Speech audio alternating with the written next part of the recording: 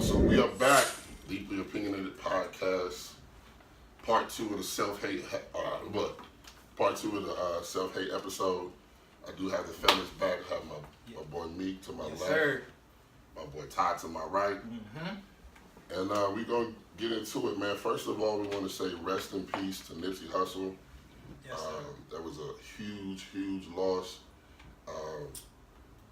That, I'm just going to say that shit hit me completely different. I don't even know. I didn't even know that I fucked with Nipsey that hard until it happened, because like that Victory Lap album, some of the stuff he was talking about, it just took my mind to a whole nother level as far as like what's important, man. Because we spend so much time on shit that's not important, and we just, we care too much about things that don't even really matter, And so when I listened to that album, he put me in that mindset of, and I was going through something real bad at that time, so it put me in the mindset of, in that moment, focusing on what's really important. Yeah, you're in the situation, but what's really important, you know what I'm saying?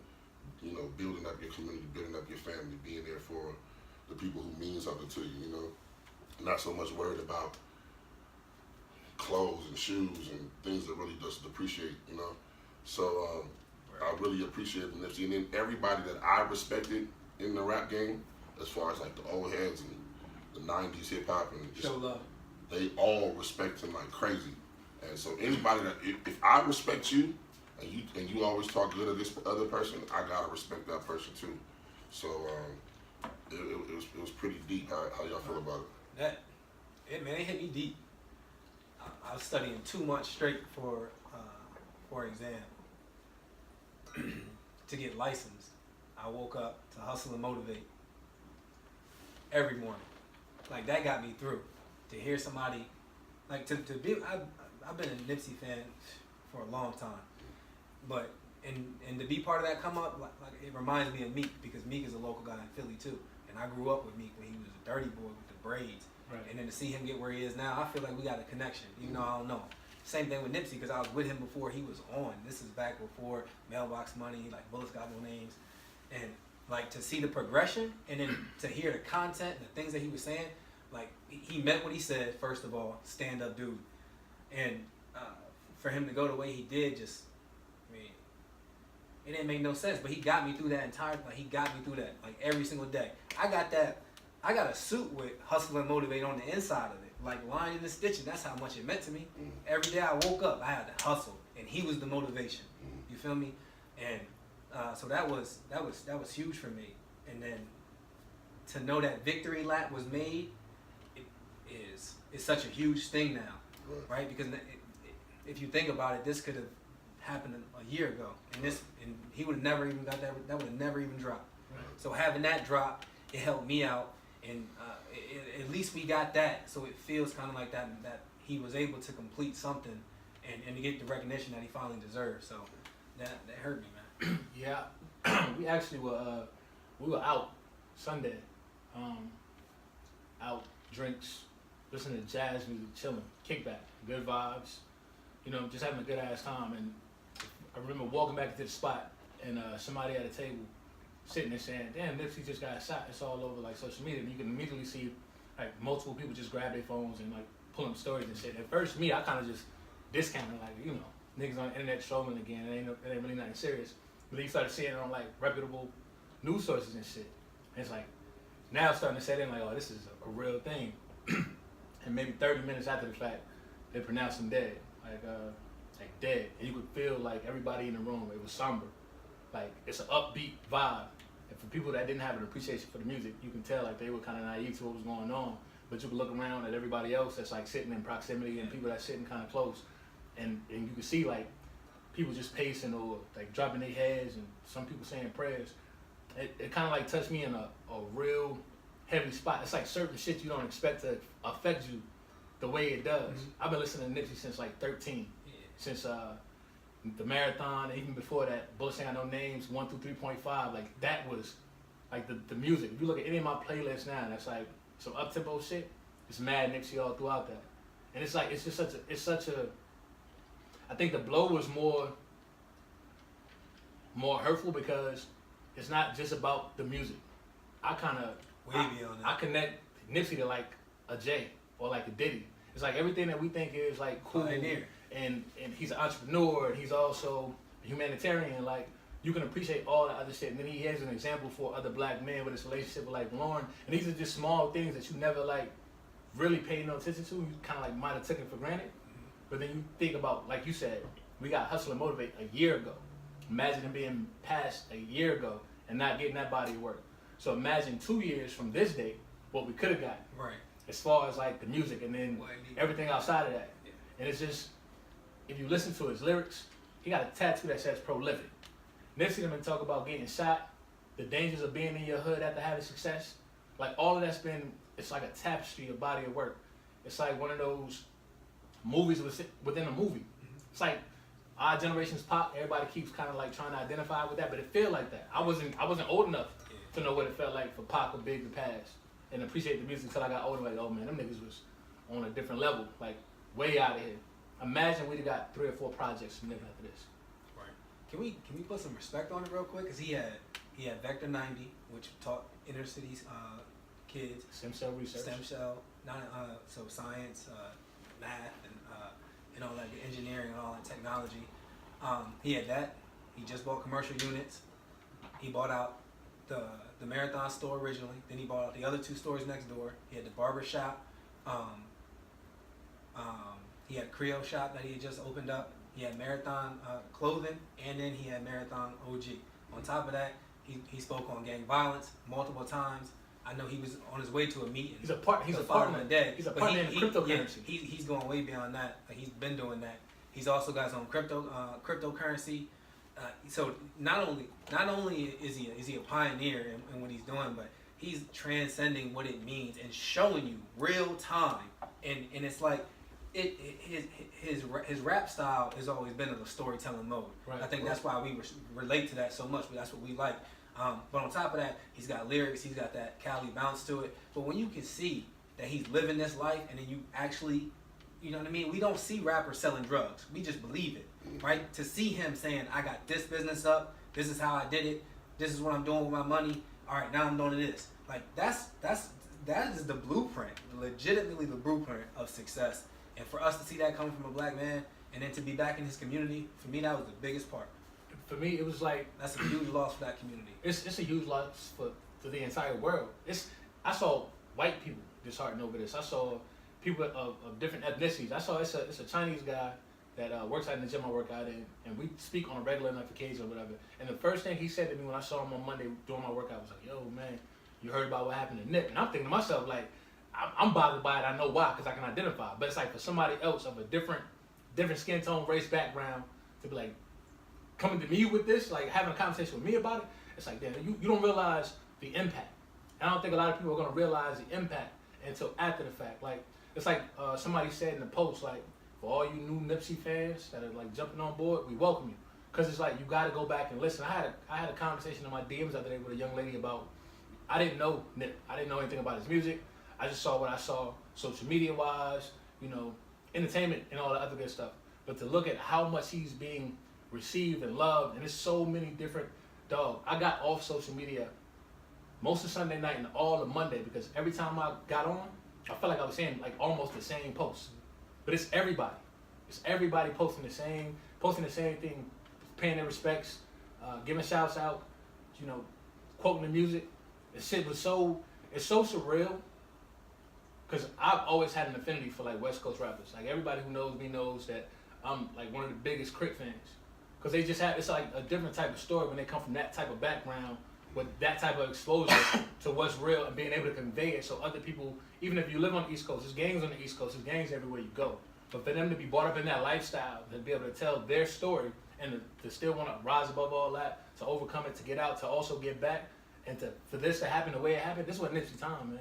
That's how I feel. It wasn't Nip time. Like, they say the good die young, and it's like, it's crazy. That hate, bro, man, that is like, yeah, going back to what we were saying, the self-hate. It's just, it was super discouraging for me. You know what I'm saying? It's like, I don't know. It's kind of like, you know, some people just supposed to be off limits, bro. Yeah. You know what I'm saying? And you know like, he was too.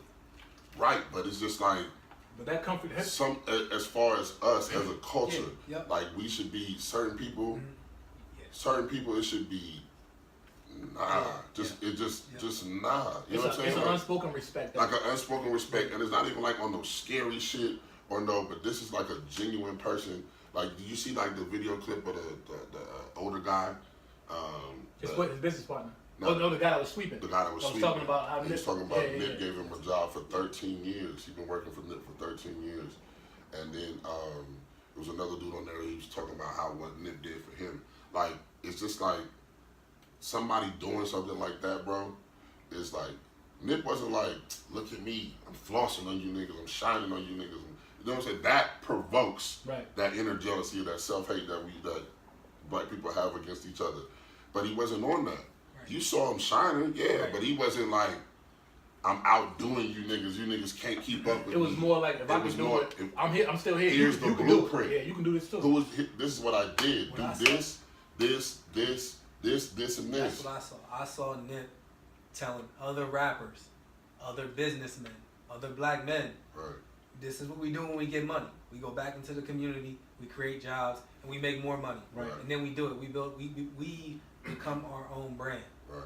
Right. That's what I saw Nip doing a lot of. So if he was really stunting on anybody, And I had, and I, Who's it's, other rappers? Yeah. and it's crazy. I had kind of like more of an affinity for him than I have for like a Jay-Z or a Diddy, and only because he's more seen. But then I thought about it after the fact. It's like it's the same shit that like Jay was doing, and Jay used to have like the toy drive and being back in the community and all that. It's a point in time where you get too big, even if you don't want to separate yourself. You can't do the same things in the community that you want to do it in, not because of your disinterest or your disdain, and you're better than where you came from. Now it's like some people won't let you. Some people will not allow you to come back and be comfortable because of their own insecurities about your situation or feeling like you have more than them and they have less, and now they're projecting all of their inner hate, their self-hate, onto how they deal with you. I feel like you can still do it. It just can't be you. It won't resonate the same. It does. I feel like it does. Some people want to see Just the like- figures that make the like That's the moving always true parts. because Jay-Z's charity thing that his mom runs. It's Jay-Z's shit, and it's a big thing for Brooklyn. Like, it's a big thing that they got going on. But Jay-Z's not there. Built up over time is what I'm saying. But he was never there. He Nip always wasn't- hired people to Nip- run his Jay foundation. used to be involved in all of his endeavors, like all of his like charitable endeavors. Jay used to be on the front line for all of that, but then he got too big to be that same person. He didn't used to be on the front line. He had His toy job, he was at his toy employees. job. When he was You at, can be at an event, but the foundation is something that runs every well, that's day. what I'm saying though. Like you still Nip want was to be at able the to see store it. on a regular day just chilling. Nip was he's not at Jay-Z's level yet. That's what I'm saying. But that's what- Jay-Z used but- to be Nip. But that's what I'm saying is when you get to that level, you can still provide for the hood. It just can't be you. You can be the face of something and not be present at that event and still do good things from a distance. I feel like Nip felt like he was comfortable there because that's his whole spot is me. The community loves me. Nobody wants to harm me here. I'm safe. So I feel like that's why his guard was down. But we have 1,000 examples of people who get killed in their own city. In their own city.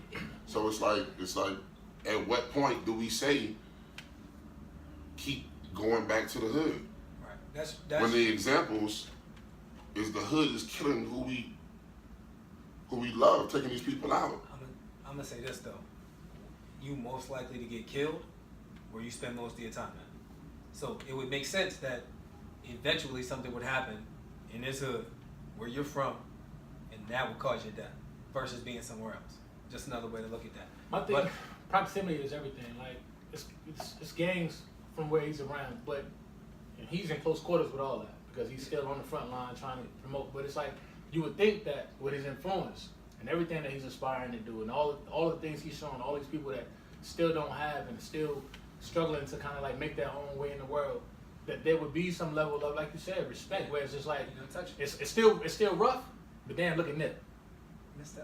Look at Nip. Like, you know what I'm saying? Look at Nip. It's places where I go. There's guys in Columbia I know right now, and they know gangs and they be around a lot of bullshit, selling all that. There's a level of respect, but those individuals will never get touched. And I say never, and it could happen tomorrow.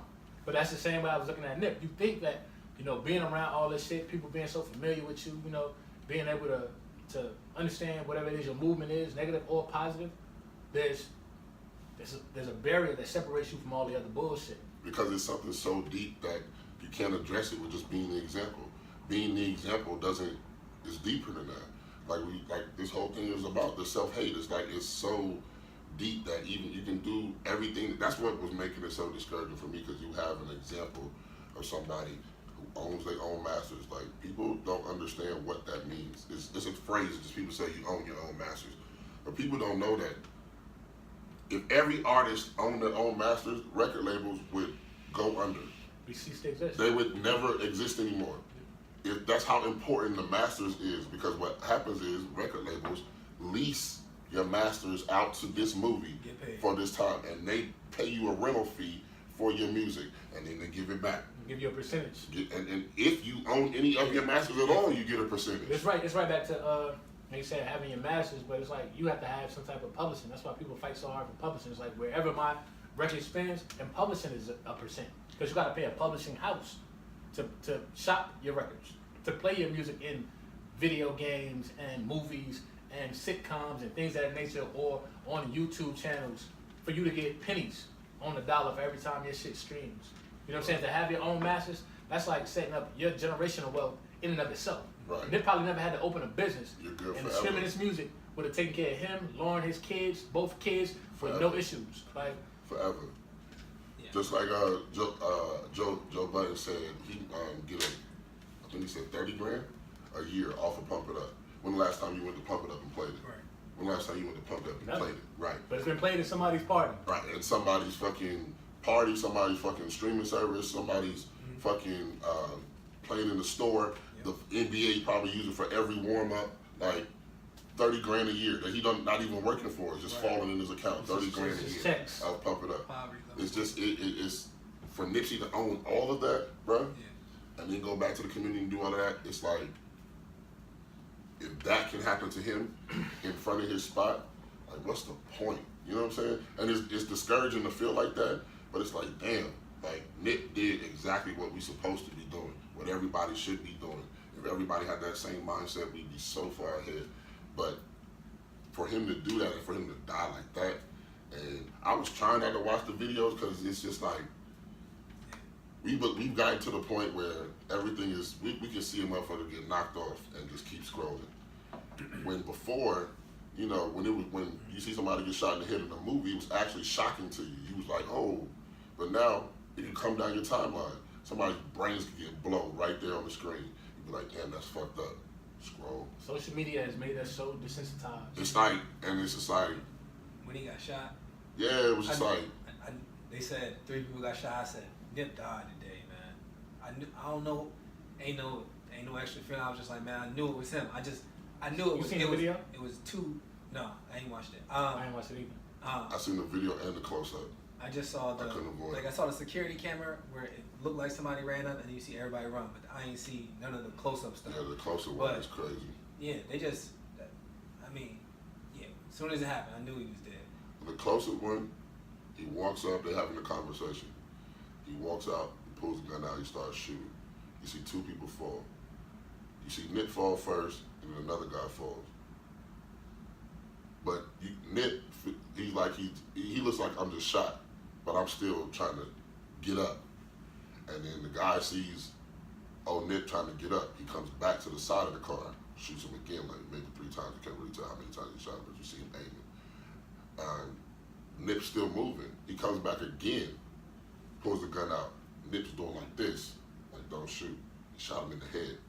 Then he walks around the side of him and kicks him in his head and runs off. But that shit broke my heart, bro. I started crying as soon as I saw it. That's just crazy, my nigga. Like, you came back 3 times, and the last time he's begging for his life, he's like, yo, and you shoot him in his head, and then you come out and kick him in his head? Like, what type of hate is that? What type of hate is that, bro? That's what we've been speaking on. It's self-hate, man. It's everything about that man and whatever it is he was doing that you, as a man, were not doing, or what he was accomplishing that you, as a man, were not accomplishing, and that you felt some type of disdain for. That it causes not only self-hatred, but now hatred for your fellow man.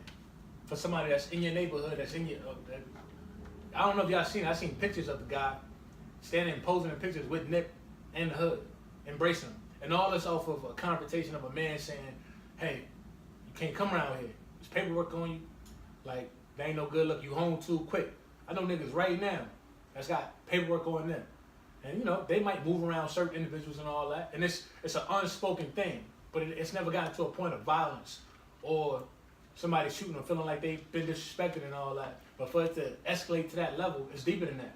Somebody calling you a snitch, it's like we was talking about somebody calling you a nigga and you feeling compelled to lash out or be violent or something like that.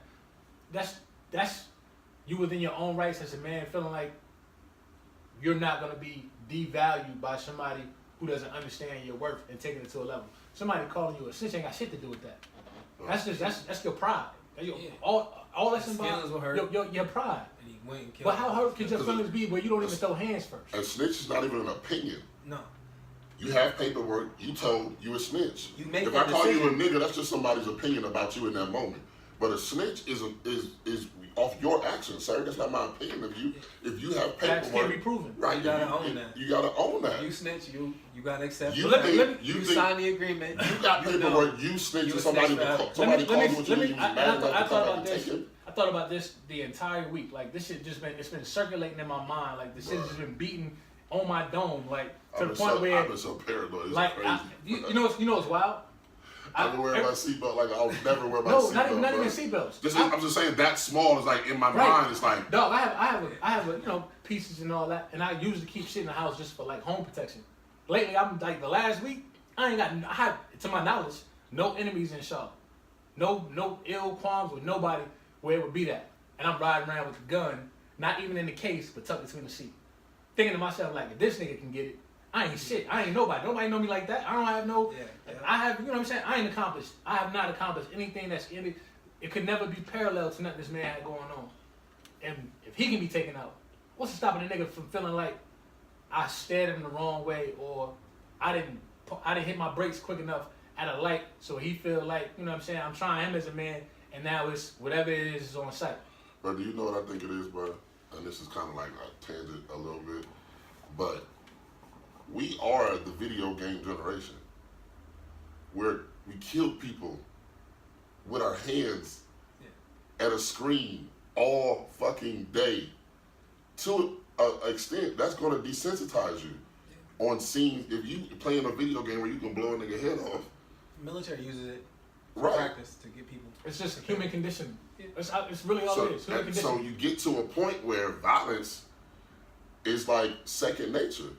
It doesn't affect you that much. You think it's like a video game. It's not that you can't tell the difference between the two. You're just desensitized by it, and you can just shoot somebody and be okay with it and go to the movies after that. You know what I'm saying? And it's it's graphic, it's gory. Like video games are only getting more realistic. Yeah, it's more connectivity now. You got VR glasses and all that.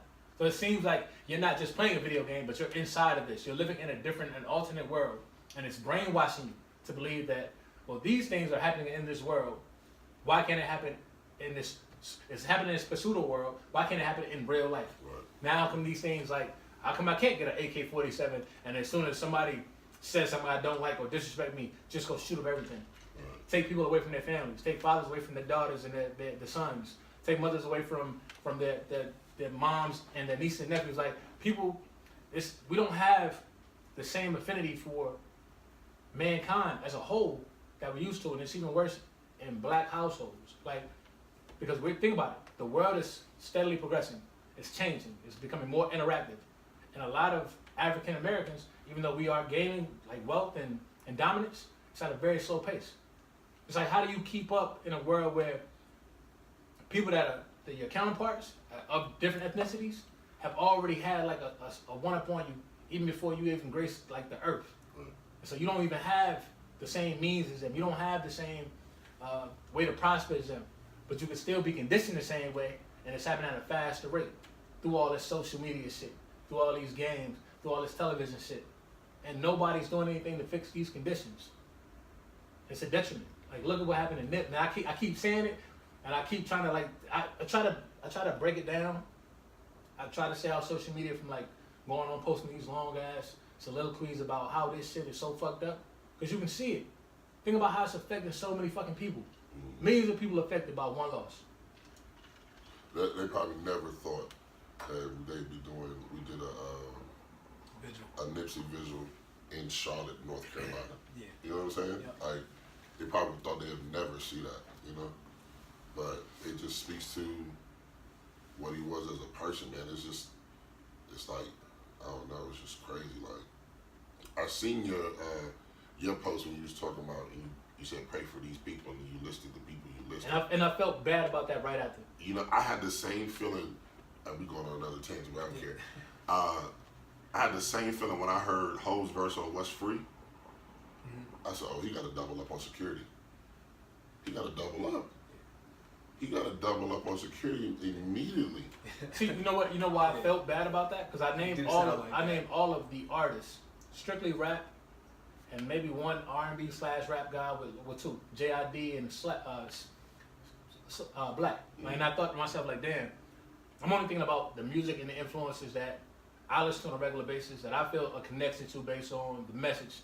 And I'm thinking to myself, like, think about all these other artists, performers, actors, actresses, politicians, teachers, doctors, that influence so many other people who I didn't give a shout out to. So in my own right, it felt like selfish for the moment, but I knew it was coming from a genuine place, but it was also coming from a hurt place. Because I thought about, damn, this happened to Nip, and I fuck with Nip. I like heavily fuck with Nip. I heavily fuck with all these other people. Like super heavy. Some people have projects that's out that's like you know about. Some people you seen that list, and some people on there you probably ain't even know. Right. But it's like that's me in my own right feeling like, damn, you know, please protect all these other, because all these people, even though they're artists, some just with messages, some of these people are doing like very, like Jay, like Diddy, like Reason, like all these people are giving back too, and it's just, it's scary, man. It's scary as shit. It's scary. I heard Charlamagne talk about him hearing this and thinking about the thing that was on his mind most, his own mortality. It's like me toting the gun between the seat and shit, feeling like, who am I gonna be a target for? These unforeseen forces and shit like that. And I imagine he was dealing with the same type of thing, like, damn, if it could happen in it. Then I ain't never heard, like, you know how people die and it's people praise them, but then there's these old side joints or old business partners who, you know, will tarnish their name. I ain't heard a single fucking negative thing about Nip. And what I've been seeing though, like usually when somebody dies, the celebrities will go Google a picture of themselves with that person and post a picture. Everything that people posted about Nip was videos of personal interaction, sitting down, talking, having a conversation. I seen Gary Vee. You follow Gary Vee? Yeah. Gary Vee is like an inspirational speaker. Inspirational speaker. He's turned into an inspirational speaker now, but he's really like a money guy. Right. And he come from nothing, and he's like flipped and made all this money. But him and Nip sat down and having a conversation, and for Gary Vee to tell Nipsey that Nipsey is teaching him something was crazy to me. I'm sitting there watching it, like I'm listening to their conversation, and Gary Vee is sitting there like soaking in all the information, and Nip is like giving him like real estate information and technology information, and he's sitting there like soaking it up, and I'm looking like, damn, Nipsey is educating Gary Vee right now. Like, it's one thing to be connected to the music, man. It's like, this how I know I like really value artists, because I don't just listen to the music. I listen to like their interviews. Like I listen to Wale interviews all fucking day. Because people think Wale has like this, you know, fucked up mindset and he's a narcissist and, you know, self-indulged and doesn't get enough respect and all that. But if you listen to Wale talk, there's so much genius in the conversations about love and relationships. I felt the same shit with Nip. I feel the same shit when I hear a whole snippet. Like Hov can give you a 2-minute snippet and there be so many fucking gems in that shit that'll go over your head that you gotta play it back just to get the message. You know what I'm saying? And I felt the exact same way about Nip.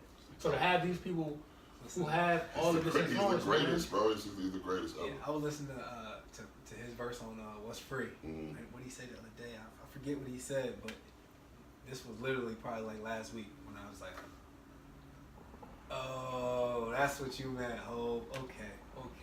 Yeah, just confirm why he's the greatest. Bro, sometimes now when I go back and listen to the Blueprint, I'm grown now. When it came out, I wasn't grown, so a lot of the shit I didn't know what he was talking about. Yeah. Now that I'm older and go back and listen to it, I'm like, bro, how is it 20 years later I'm still learning lessons from Blueprint, bro? Like, this dude is different. You know what I'm saying? it's like, because now you listen to something, you get it right away. There's nothing, you know what I'm saying? It's like, and maybe because now I'm grown and I'm hearing it, and my mind is grown now, so I get it right away. It's not even that. It's just like the message ain't even intricate. Like it's not. It's not thought provoking. It don't move you. Yeah. That's why I like when I start listening to certain artists that I feel like really have something to say. Like I latch on to them. Like first time I heard Kendrick was probably 2010. Like and Joe Budden. Yeah, true enough. Cause I'd never like, you know what I'm saying, but we'll get back to that. Yep. But like with Kendrick, when I was was fucked up in 2000, my leg was broke in 2010. I was confined to the house for like 4 months with my leg just propelled. I couldn't leave the house for more than an hour at a time when my shit was swelled crazy. Going through Dat Piff and downloading music, and I found this kid Kendrick Lamar, the Kendrick Lamar EP.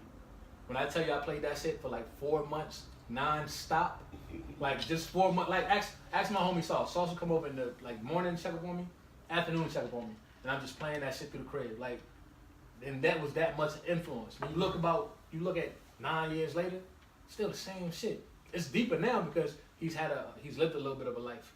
That's on the different track as far as, you know, not being in the hood and all that other shit, seeing the different side of the world.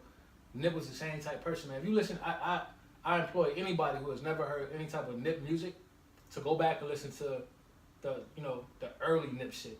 Please listen to Bullets Ain't Got No Name. Please listen to all that shit out there, that Crenshaw. Like, don't, man, please, and and then you can understand why it's affecting so many people in such a way that it is, you know. Like you gotta be that curious. Like if you see how much outpour it is of people showing love to Nipsey, like that's gotta make you curious on why so many people is showing so much love everywhere to Nip, and you ain't even heard their music before.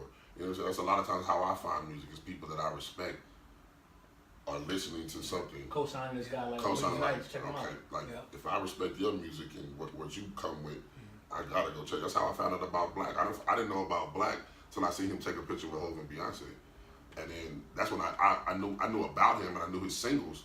I didn't know his music, and so I seen him take a picture with Hov and Beyonce, and they were saying what Hov said to him, and I was like, oh no, I gotta go check him out. If Hov co-signed, I gotta go check him out. Hov get a co-sign, right? You know what I'm saying? You gotta go check that out. Yeah, he's doing something with that. But yeah, man, a lot of the people wanted us to revisit the interracial relationship shit. Like, yeah, I'm gonna let y'all have it, man. Y'all. Well, I'll chime in. I'm gonna just say what a few of the people were saying, right? So, what's the feedback? So when we was talking about submission, right?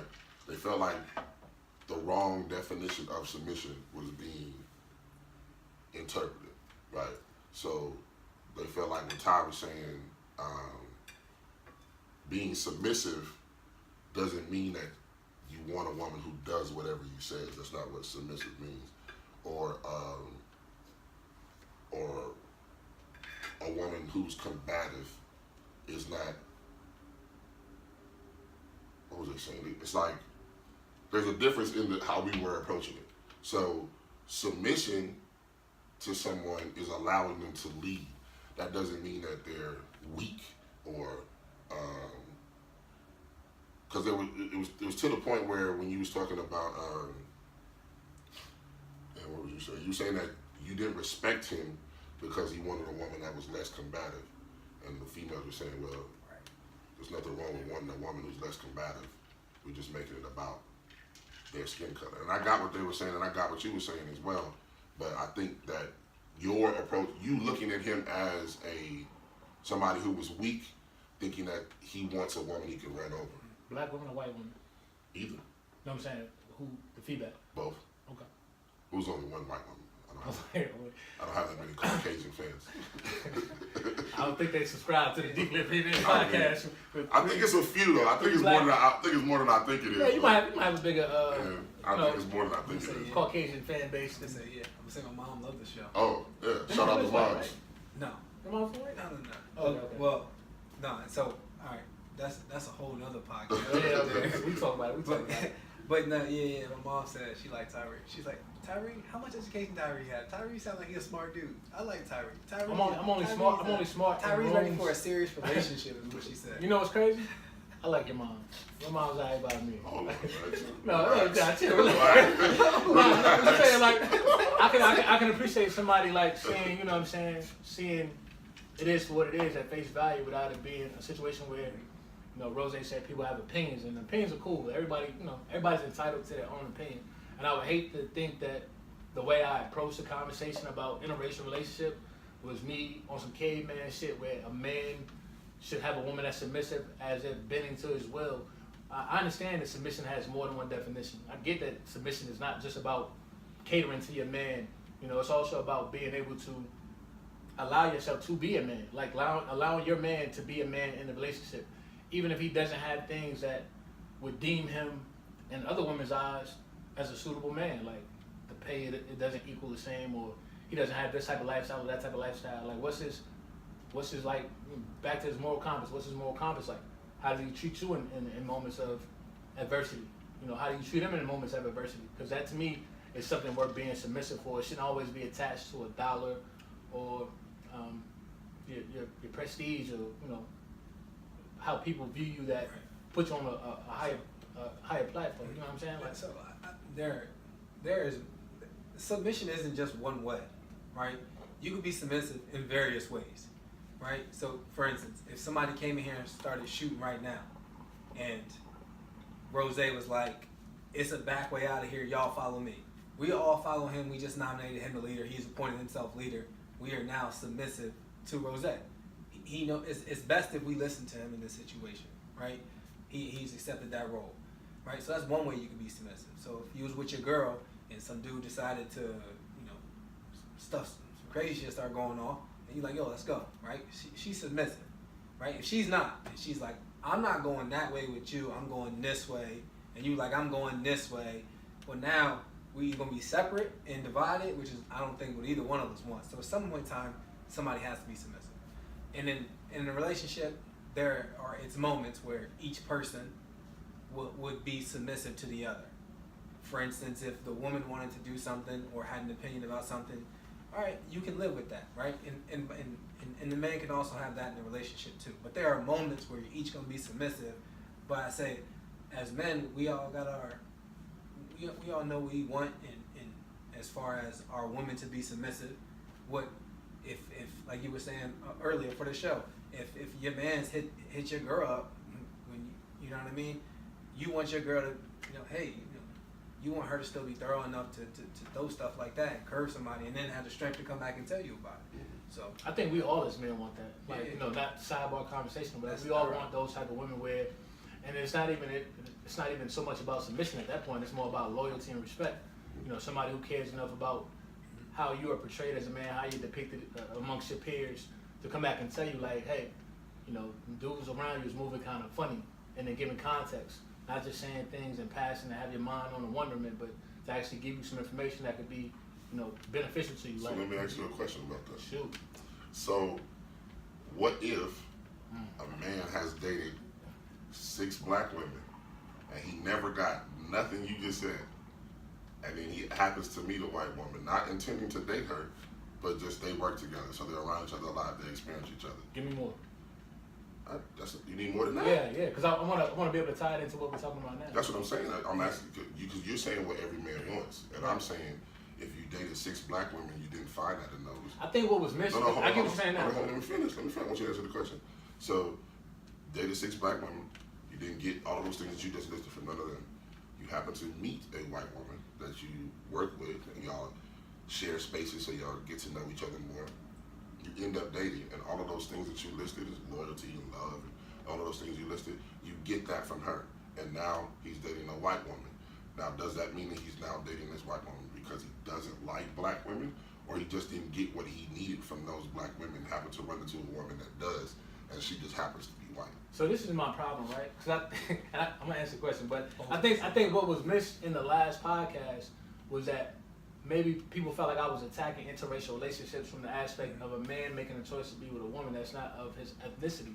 That's not the case I was trying to make.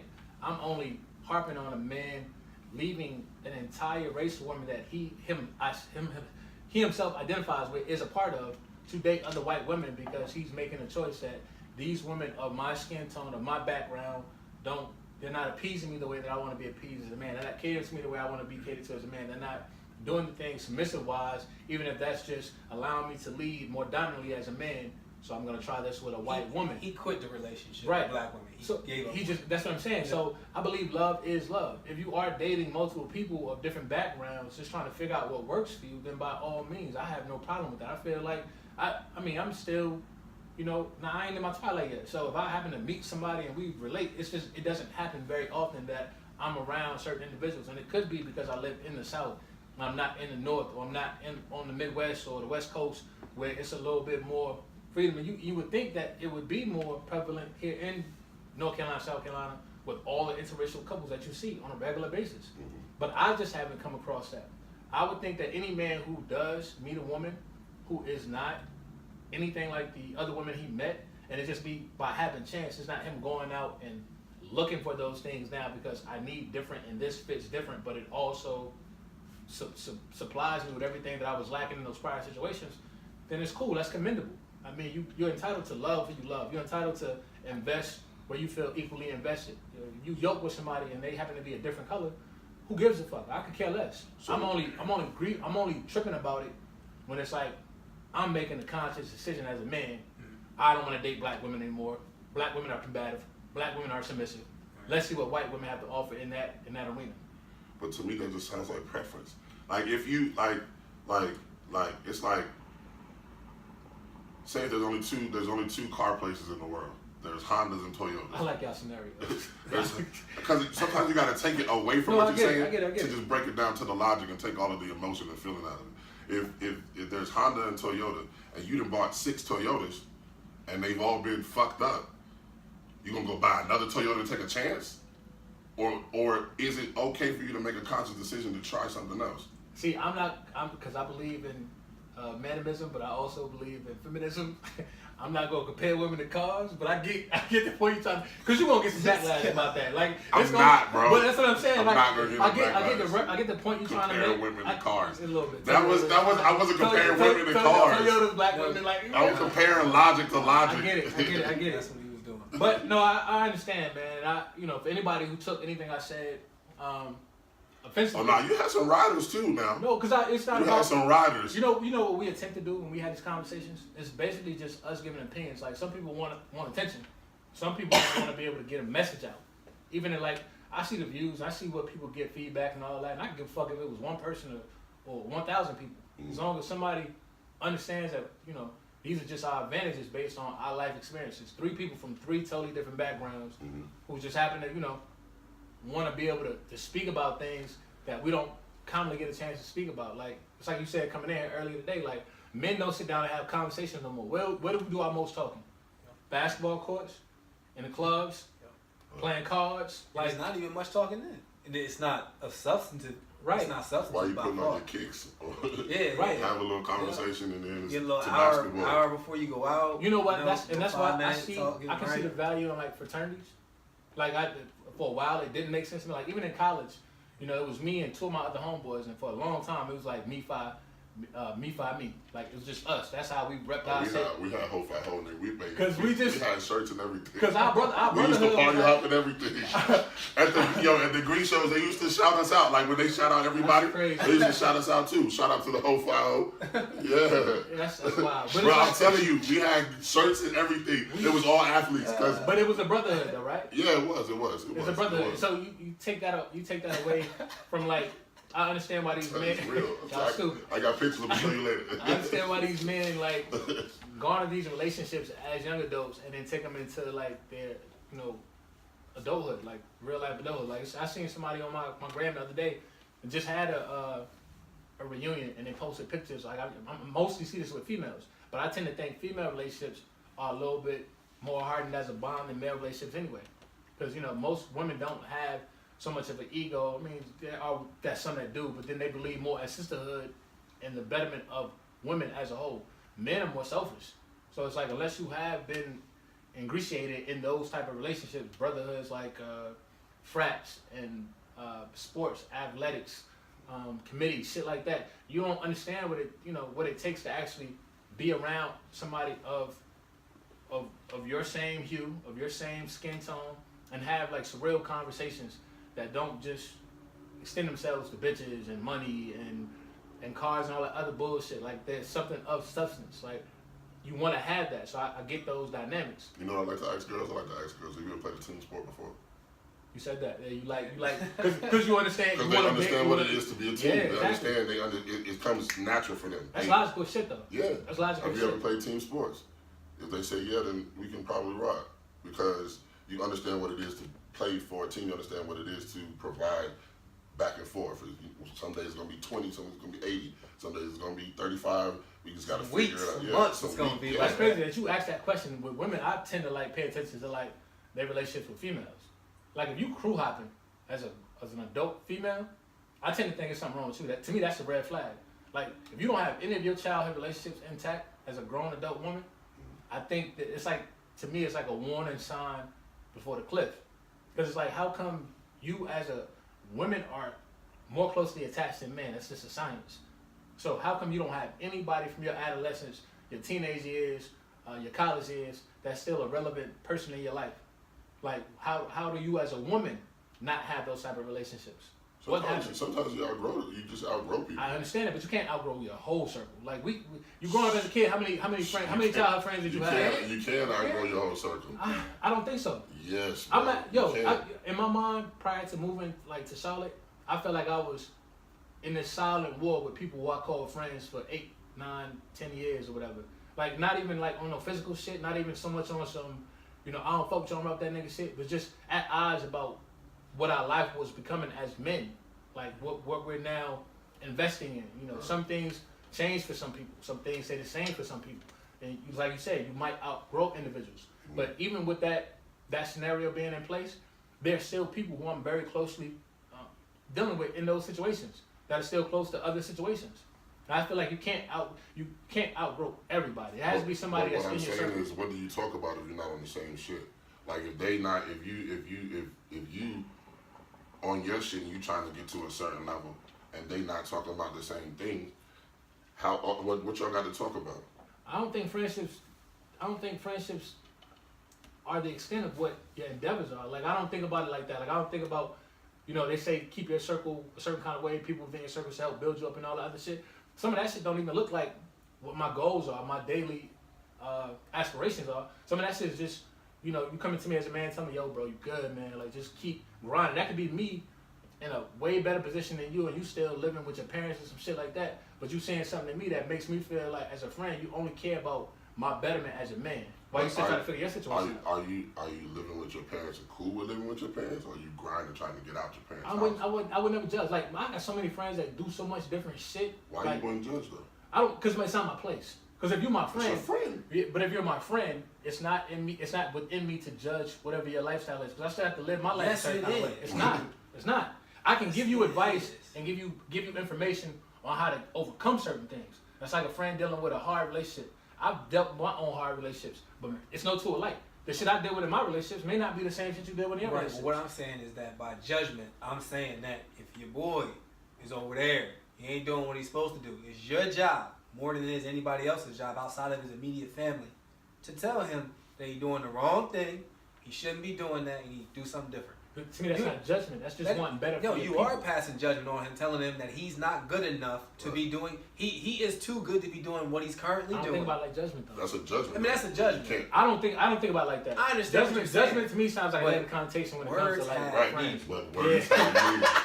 Words have meaning. Facts. I don't know. It's like I would never. I try not to attach things that I feel like are passive or negative onto people I call my friends, even if I don't 1000% agree with lifestyles, whether it is you get your money a certain kind of way, whether it is that you treat women a certain kind of way. All I can do as a friend is employ myself to tell you, hey, bro, it's a different type of lifestyle, because I would hope that you would do the same thing with me. I have so many people that write me when I'm wrong, and I don't feel like they judge me. They just want better for me as a person, better for me as a man, so they give me those tools as far as knowledge to make those decisions long-term wise. And I try to do the same thing for them. But it's not, in my eyes, me passing just like, bro, I don't think, where you handle your kids and shit like that. Now, as a man, let me tell you about, because I'm not in that scenario. I don't have kids. So I can't tell you how to raise your children, and you have those. I can only tell you as a person what I think is going to be more suitable for you long-term wise, for your kids, for you, for your baby moms, even if y'all don't have dealings. Like, that's just me giving you the information. It's not passing judgment. in my eyes. But you have to be passing judgment if you're looking at the situation and making a decision that it's not supposed to be that way. That's a judgment. It's a judgment call. Like that. Use the but word. But it's a different thing though. Slogan. A judgment call is you can have a conversation with yourself about, what do I want my circle to look like? What do I want for my friends? What I want for myself? And then how do I make that decision so that they understand that I'm making a judgment call now to have a conversation with you about things that you should be doing different in your life. But I'm not judging you, because I could be silent. I can say nothing and then allow you to deteriorate in your own wallowing, your own. You can still judge someone and be quiet. I would prefer not to. That's my thing. I would prefer not to be the friend who judges. Whenever you look at a situation and make a decision on that situation, you have now judged that person. So if you're looking at him sitting on the couch and you think that he should not be on the couch, you have now made a judgment. I'm looking for those friends. Those friends that I have those friends, but I don't feel like they're judging me. I want those friends that's gonna tell me. Like a lot of time, the people around you that care about you the most, they don't want to hurt your feelings.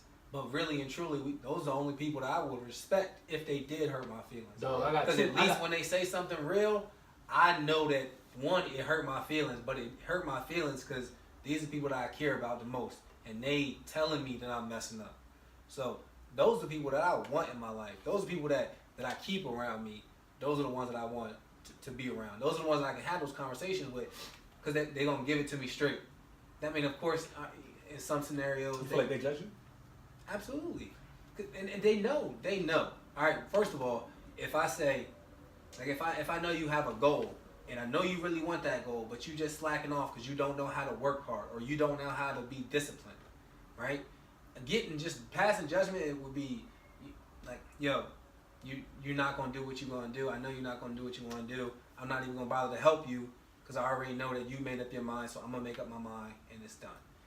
But like the certain people that you have, if they know you have a goal, they're going to tell you like, yo, this is what you said you was going to do. Go do it. Like, where you at on your progress? Let me get checkups, right? Those are people that's going to help you and push you to hit that goal. And those are people that you want around you. That's why I think that's where the phrase keep your circle going to change. Right. Because when you start to be around people who are just driven and ambitious, not even like-minded at the point. If you're just around those people, you're gonna start to gravitate towards that because you get a certain emotion, a certain feeling from that. Like there's a reason why we work, and it's to feel that sense of pride, right? That's why the fact that people are losing tons of jobs, they're talking about getting into opioids, especially men. But when you get that sense of pride from working, and if you got friends that can help you build, and then you get that feeling at the end of the tunnel, and you see that light at the end of the tunnel, and that's a beautiful thing. That's why you need those people. Strangers hit me all the time and say, Rose, I know you're gonna give it to me straight. Blah blah blah blah blah blah blah. People hit me all the time from college. People just know me as DJ Rose. They follow my posts. They follow what I talk about. So I done asked everybody else. They sugarcoated it. I know you're gonna give it to me raw. Tell me about this. I want those same people around. I want you to judge me. If you know where I'm trying to get, and it's been 3 weeks and I ain't put no content out, yo Rose, you good over there? Like, you know what I'm saying? I want you to judge me. I want you, because if I know that your heart is in the right place and you looking out for me and you're not judging me to make me feel bad or make yourself feel superior, then I want you to judge me. I want you to be like, yo, you slacking. Be like, where's the content? You ain't did nothing. What you do? You good? What's going on? When you said in that context, and judging doesn't sound like such a negative thing. I think when I think about judging, I think about it in a negative connotation because of, it usually is somebody looking down or shunning you because of the decisions that you make. I have those same people in my circle. Some of the people who I believe in most, who believe in me most, give me the same harsh criticism at all times. Mm-hmm. Like when I'm fucking up, they let me know I'm fucking up. Mm-hmm. When I'm doing good, it's always a big up. It's never one extreme or the other. It's not like tell me all about all my wrongs, mm-hmm. because you know what I'm saying, you look at me a certain kind of way, and that's the extent of it. Then when I'm doing good, it's not like, damn bro, good job on the promotion, or way to do this, that, and third. Like it's always one or the other. And I believe either of those are judgments. So I think because the reason that you view it that way is because you're putting a negative connotation on the word judgment. If you do something good and they say, good job, Ty, you did something good, they just judged you again. Because they're taking what you did and they're making a decision to say that that's good. They're acknowledging that as good. So I understand where you're coming from. Cause how many times have you? I mean, and maybe it's just me. I can't recall too many experiences where like judgment has been like. Because it's been fruitful. It's been a fruitful. Used in a negative context. Yeah, because most times it is. Let's change the word then. Let's call it criticism and constructive criticism. Right? Two different situations. Right, exactly. Two different situations, right? Now, one is how I say something, my tone and the words I use be used as the form to criticize and be harsh, but also how you interpret that. So, like if a stranger says something to you, then the stranger says something, you might hear that as completely negative, right? But again, that's how do you feel about yourself if you know you just had a bad game? And they telling you, somebody you don't even like telling you had a bad game, you probably gonna feel a different way about it. Right. It's like somebody who close to you say it, now it's probably a bit more constructive, and they saying like, look, bro, listen, you went right every single time you caught the ball. That's why they were shutting you down. Maybe you should go work in the gym on your left and see if you can't, be ready for next game. You know what I'm saying? So it's on how we say it and also how we interpret it. But either way, I mean, we can change the words to criticism and you criticize, but you got to be able to accept it, and you also got to understand that you. I don't want no soft tongue and cheek niggas around me. Pause. Like I don't want nobody that's gonna like pacify me. You know what I'm saying? Even in my like, and that's the only thing I can think of where it holds the most weight. But my relationships, every time I've been fucking up in a relationship, every time I was completely in the wrong, I had a nigga or a couple of homies, two, like I said, two I can think of, who was always right there. Like my nigga, you're tripping like this. This ain't you. You out of your element. You out of your character. You could have done this. Or you could have decided on that, and you don't make these decisions. Or do this now, immediately, to change whatever the outcome could possibly be or whatever. And I felt like that was coming from a place, not of judgment, but of love. It was more like, I don't want to see you in those type of situations, those bonds. I don't want to see you in things that you can't get yourself out of because you don't have a voice to reason because you're so high off of emotion. Like, I'm telling you this because I love you, because I care about you. I care about your well-being. Make these type of decisions for your life. I'm not judging you. I'm only trying to be a friend and help you make a conscious decision that could otherwise go left if you didn't have me in your ear. And that's the shit I appreciate. That's why I think about judgment in a negative connotation, because if it was somebody who was coming to me, even if I cared about him, was like, my nigga, you this type of nigga, you that type of nigga. Now it's not just judgment, it's criticism. Like, you coming down on me hard about things that, either are in my control or out of my control, and you're not making me feel, I don't want you to make me feel better. I just want you to be a guiding light in the moments that I can't, figure it out myself. That's what real friends should be able to offer you. Like, that's why I understand those brotherhoods, those relationships, because you have people in your inner circle who give you that, even if they don't have shit to offer you back in return. Like, they may not be on the same level as you enterprise-wise. Right. You could have a college degree, an education, a good job, and they could be niggas with two nickels not to work together. You know what I mean? That's why I gave you that example, is that even if you do something good and somebody says it and they acknowledge that you do something good, they have made a judgment that you did something. Like when a judge on the stand said she got guilty, but she also got not guilty. Right. So there's two sides of it, you know what I'm saying? So when you do something good and someone acknowledges that you're doing the good, they made a judgment that what you did was good. What was the feedback on Meek's perspectives? I never see the comments. I only see the comments on YouTube. I think people don't want to. A lot of people come to my inbox and tell me what they feel. They don't want to put it on there because, first of all, they don't want to argue with idiots, and they say that because a lot of my posts on Facebook, they spark those type of arguments. And if I got time, I'll reply to everything. So you get feedback. You know what I get? Interesting. Well, that's so you got no interesting. Yeah. We elaborate. Yeah, I got what that. else? I got that too. Just interesting, and then I was like, okay, well, I know more is coming, so go ahead and. Does it come? Those 3 dots apply. Yeah. Oh, okay. I see those 3 dots. I don't know. Sometimes I do. Sometimes I get those too. I get like isolated shit where they'll talk about each individual's personality, myself as well. Tell me about Meek's personality. They love me, brother. No, I'm saying because I want to know. I know how I view you. They love me. I value your opinion. I value what you. It's not just because of knowing you from basketball and all the other shit, but you got a different type of mind. Like you on the mic and you talk, you get your points across and poignant. and you're not like us. Appreciate Like that. I'm very like Yeah, boisterous. that's Rose is what like I get. you're gonna have to understand this. Let me give you examples as to why you should. I'm just more passionate about my shit, but you like my so laid back. And people saw you outside of this shit, it's like it's so much more depth. You know what I'm saying?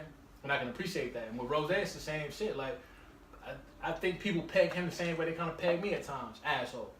You're just a jerk, and your opinion is trumping everybody else's. It's not that. It's like you have to be able to be okay with having a different viewing of the world from somebody that you don't necessarily agree with. Just take the understanding from this shit. Mm-hmm. See, You know? with me yeah, you can call me an asshole, but find peace in the fact that you now know how I truly feel. Find that peace. You know what I'm saying? You can call me an asshole all day, but at least you know exactly how I feel. Honest asshole. You know exactly, so you don't gotta spend time like, I wonder is this, I wonder is he thinking this. No, I just told you exactly how I feel. I think There's people- nothing to question. I think people think that because we're guys, like, you know what I'm saying, it's only conversations that are in one vein. Like, the craziest feedback for me was more like, did you enjoy talking about self-hate more? Or did you enjoy talking about what females on the spectrum? I'm like, well, why the comparison one thing versus the other? This is just a view.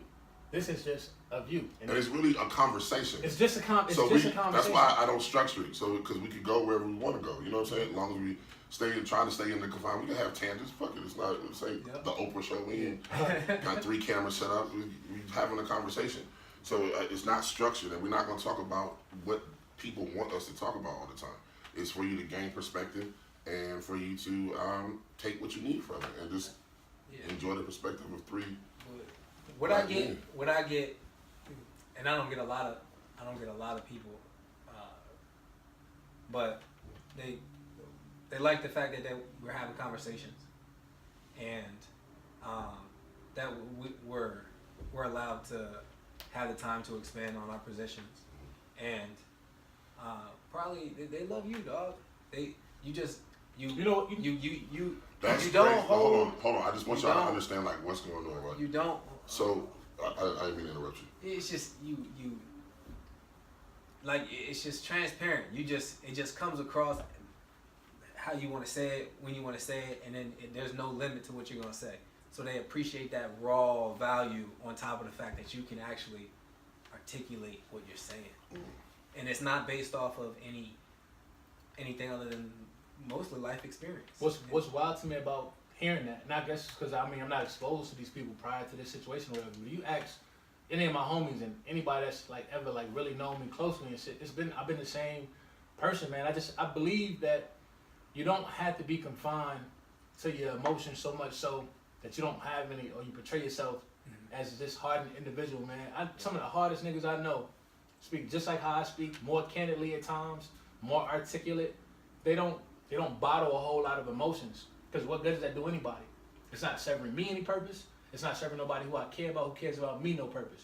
What's it for me to be this strong individual as a person, a black man, and then I'm harboring all these ill feelings about relationships, about life, about my job, about my family? Like, I want somebody or people, no matter what form of fashion, to just understand, like, the same problems that you could have as a woman or a man, is somebody else going through the same shit. We all have our issues, or we all have our own vices or whatever. You can't be afraid to talk about those things. I think therapy, like, kind of helped be a conduit for that for me. I mean, prior to that, I always tend to lend myself to people who would listen, just for the sake of listening. Even if you don't understand everything I'm saying, just listen. Get it out. Yeah, just because you have to, like, vent. But then I feel so fucked up when I've been in relationships or around friendships where I couldn't speak to the things that were, like, internal. Like, I couldn't tell you why I approach finances a certain kind of way. I couldn't tell you why I approach love and relationships. I can't tell you why my relationship with my mom is a certain kind of way. Like, these are things that you feel like people start passing judgment, and this is where that word comes into play. They start looking at you and start critiquing your life, and even though they say they care about you, even though they say they understand you and all that other shit, it's like picking parts of your characteristic that they don't agree with, and they start tallying that shit up.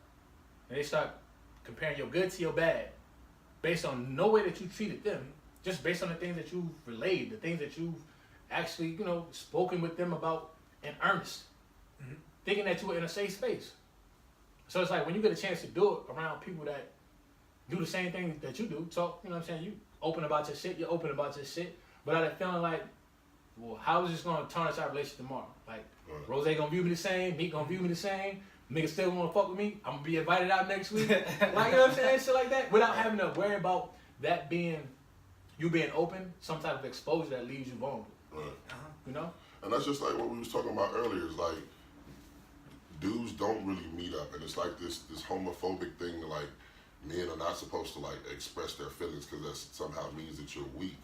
But in the same sense, you're able to express your feelings and still maintain masculinity. It's like you don't have to. That doesn't mean that you're weak, and it's kind of like the toxic.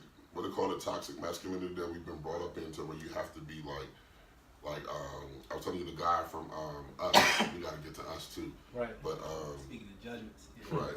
The guy, the husband off of Us, he was like, you know, it's understood that all men should know how to fight, right?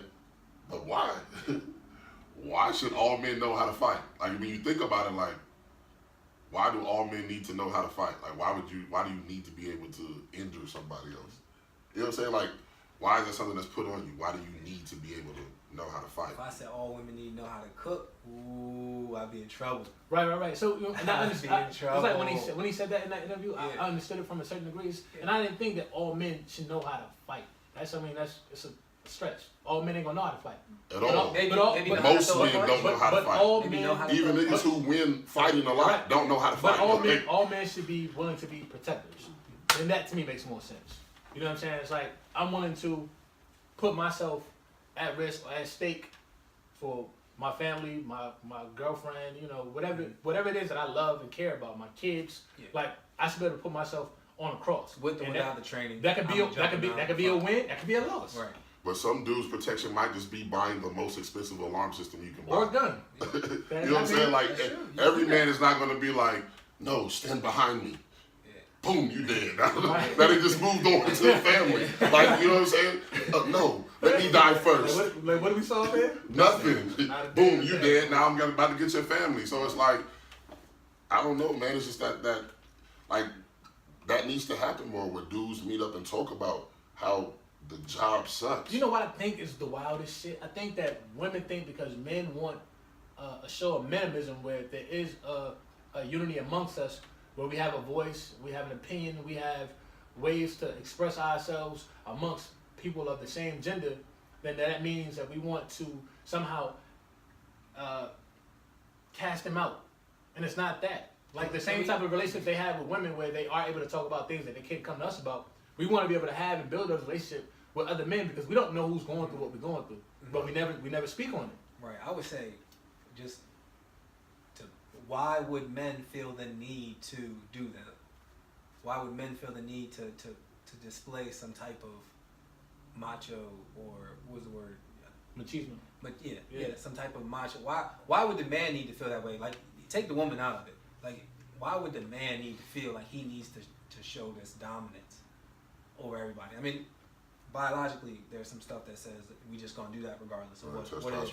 But at the end of the day, do we need to fight to you can be the most manly? Sometimes you gotta fight. Yeah. Sometimes you gotta. But I'm saying, like, that shouldn't have to be the defining thing about me as a man. It shouldn't be like, well, because he wants to fight all the time, then that makes him strong and empowered. Mm-hmm. Nah, I mean, sometimes I should be able to dissolve some shit with my words, right? With the way I conduct myself, my body language, and you know what I'm saying, a non-threatening manner. It doesn't always have to escalate and be certain things on you 10. fight for, certain things you don't fight for. Right, and you learn how to pick your battles as a man. Some things is just instilled in us, and it's kind of deep. Like if we watch two people fight, and the guy who loses, we look at him as lesser of a man.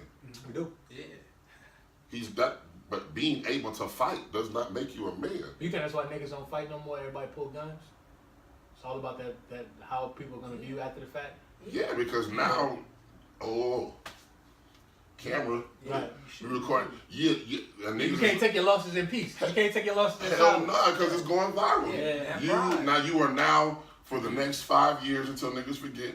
the nigga who got knocked out on camera. You on World Star. You know what? I can appreciate that to a degree because that shit will keep a lot of shit from escalating. Because as a man, you know, we spend a lot of our time, and women don't even know this, and I think a lot of men do, but we don't speak on it.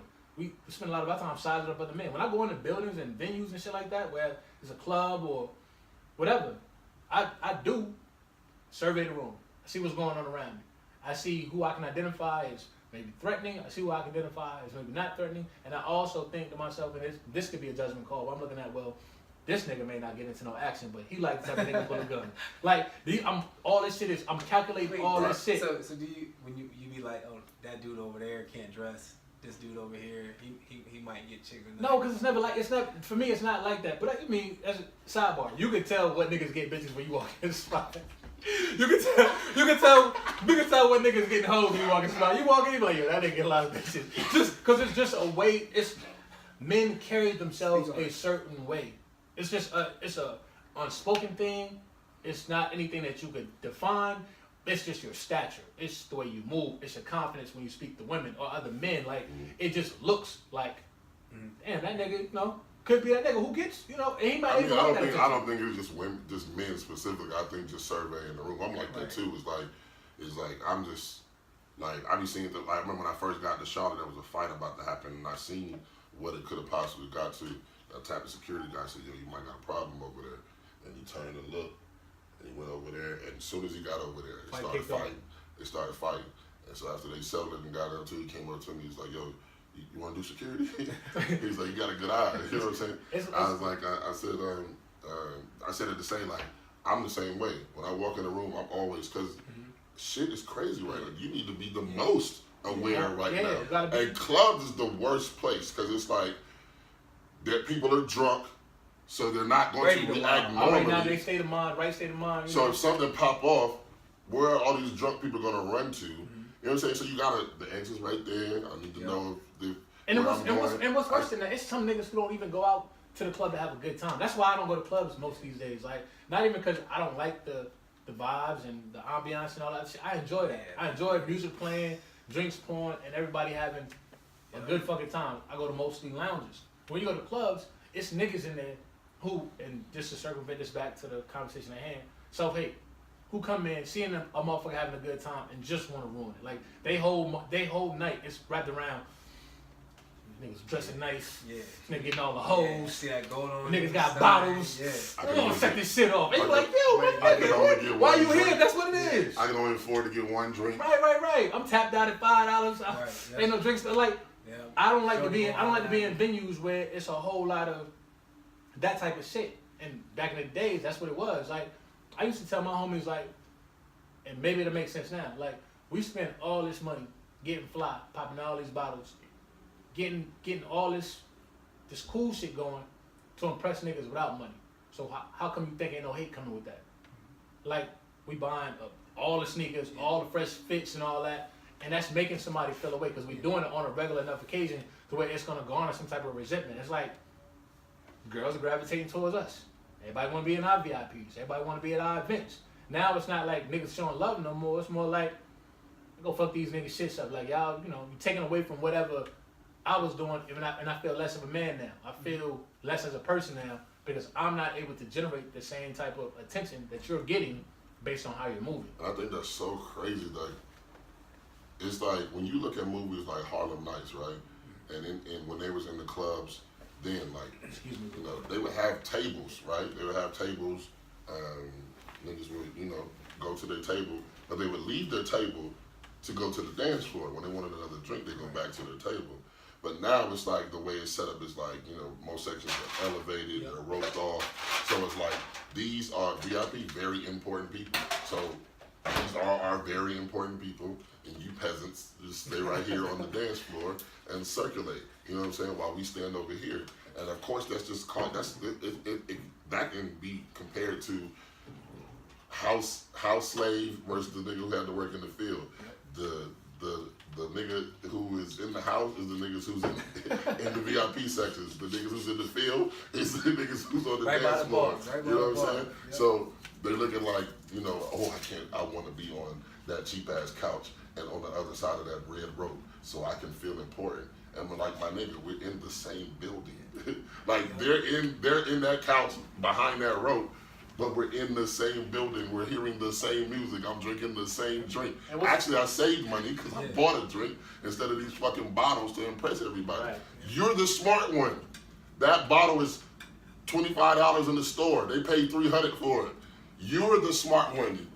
You came with 112, got in free. Yeah. Like, you're smart. You're not And lame. the whole club is You're a the VIP. smart The whole one. club is a VIP now. That When bottle last is time you not been for to a you. club and the VIP was a VIP? Like, it's exclusive. Like, it looked like, oh damn, it's only supposed to be upper echelon niggas in that spot. Nah, all that shit's a VIP.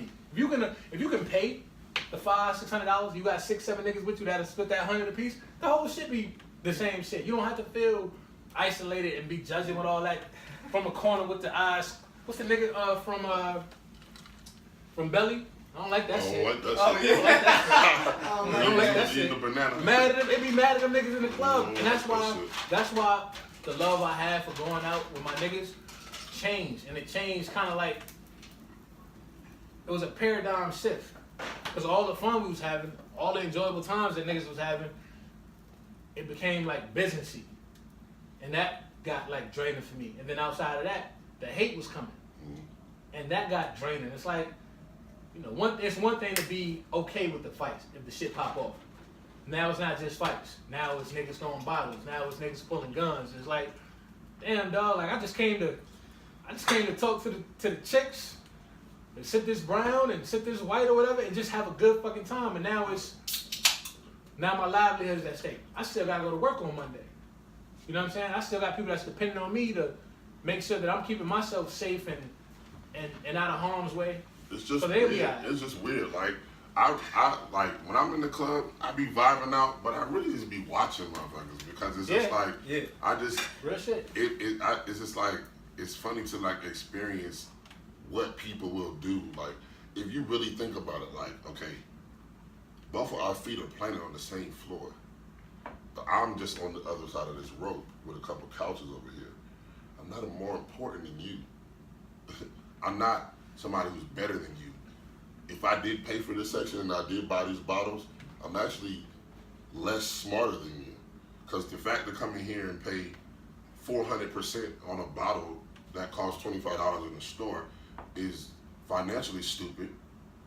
Second of all, if I'm doing this to attract attention that I wouldn't normally get standing on the floor, I'm still stupid. So it's just like, it's like, I don't understand, I don't get it. Like everybody It's wants status. to feel, but it's not real. It's not a real Oh, status. it's very real. You know the only time I buy a bottle now. No, on the reason that I say That's so it's not real is because when you walk out of here, you're still who you were when you walked in here. Absolutely. Right. Nothing So, changed. The nothing bottle changed. does The not bottle doesn't change. do anything. It won't change nothing about your Listen, your the person. bottle didn't change anything, but for those 2 hours, that bottle changed a lot. That bottle turns me into what I see on TV. You know what's crazy to me? That give me that I got feeling. more. I got more attention. I I got more attention from females being around my crew, being out in the spots, living this high life shit by just being the nigga who is either very cool and relaxing away from a lot of the bullshit, or who could like turn up and have a good time without being extra as fuck. I don't think it was the bottles. It was the demeanor. It was always the demeanor. Right. Like the bottles. That come with this. What females don't like? What females don't like a Everything free in drink? it. Bottles. But it's like stand on the couch. The couch. You stand Right. on the couch. and that's it. And all that was lit. I'm for a 6'5", time. I'm good. And it's like I don't need to stand on the couch. I'm so 6'5", the I'm people good. who don't have the means to do it, you know what I'm saying? I think that they're the fortunate ones, because you don't have to portray this persona or this, you know, this image of, and sometimes you can't sustain it. Sometimes you cannot sustain that image. Like And then let's keep it a buck. 80% of the people in the section with you was only in the section with you because you got a section. So, You say message. Speak on so it. are these true friends and associates, or are you just people who are around because you got the drinks? you made such a good point, because I think about it like this: when my niggas was throwing parties and shit like that at the house, we had, in my opinion, I had more fun House at the parties is pre-games. the shit, No, bro. I had more fun at the pre-games before actually getting to the club, because it was me, my niggas, all the liquor we bought, and all the girls we wanted to have over. I had way more fun, and no, it was safe. This is me and my niggas, it's just me and all the girls we like. And we just turn up doing whatever the fuck we want to do in this safe environment. House party. Things that we can control. It's a new wave for me. It's a new wave. It's gotta be. A controlled environment, I don't bro. want to go to a club. These motherfuckers is crazy, bro. And you don't know what they're going through. You don't know what to pop off. And that self-hate shit is real. At one point in time, did you think it was because you was getting older, and then you realized it's just because it's just a better. It's just. Yeah. But you're not going to house parties with college students. It's a difference. It's a different environment. A house party right now would be legit. It'd be dope. It'd be legit. Listen, when you have couples come over to your crib, when you and your girl, it's different. That's not like a game. That's not like a game. That's what I'm saying. I be wanting shit like that. I be wanting friends different. like. I wanted that. What's the? I What's wanted to invite couples over and shit like that. But it's like. What's the shit? The best man shit.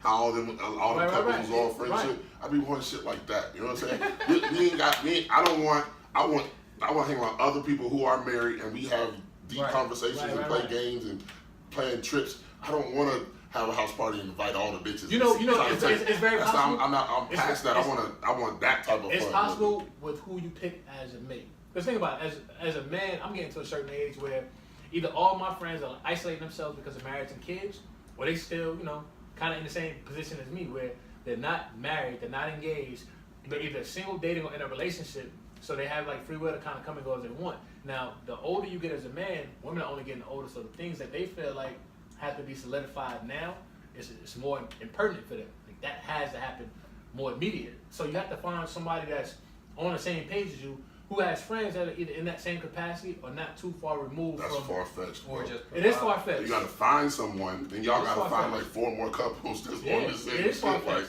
Like I used to hate. Alright, so let's speak about my last situation. So my shorty had like a lot of friends that were either married or getting married. And I don't have a whole lot of friends that are married or getting married. Mm-hmm. So think about the extreme of trying to throw an event where it's me and her, working on our union, and on that side of the fence, it's all people that's like deeply involved in their shit, committed. You know what I'm saying? Then the niggas I'm ready to go all hoes. is looking at married. Like think about how it's like that's like, babe, like I get that you judging them, but I'm with you. Like I'm here with you, but it's like I can't control. You know what I'm saying? And I want the same things that you want. It's just that the way my life is set up, my friends, you know what I'm saying? I can't help it that I don't have a lot of married friends. I have a couple. I have a few. But we don't, they care more about their household and shit like that. Yeah, but most and they don't live in Charlotte. When most people get married, they turn it in. It's like they're not really trying to be involved, especially if you're not on the same shit. And that's what I was saying earlier about how you can outgrow your friends when you're not on the same shit. If you find a woman and you get engaged and you on that shit and starting a family and y'all got you and the dogs and all that shit, and these niggas are still in the clubs.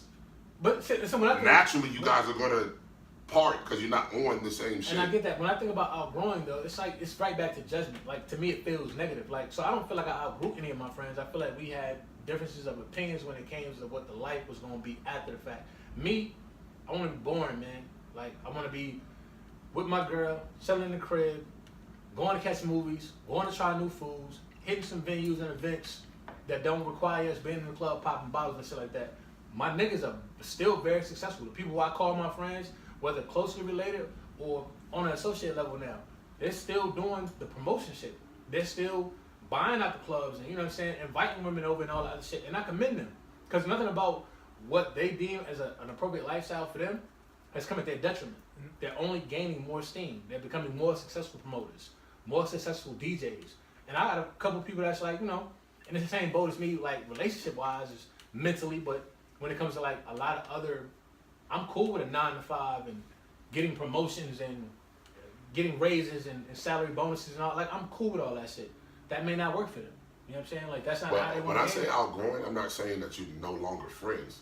There's plenty of people that are outgrown. We still have a relationship. We're still friends, but it's not what it used to be because we're not on the same things. We're not.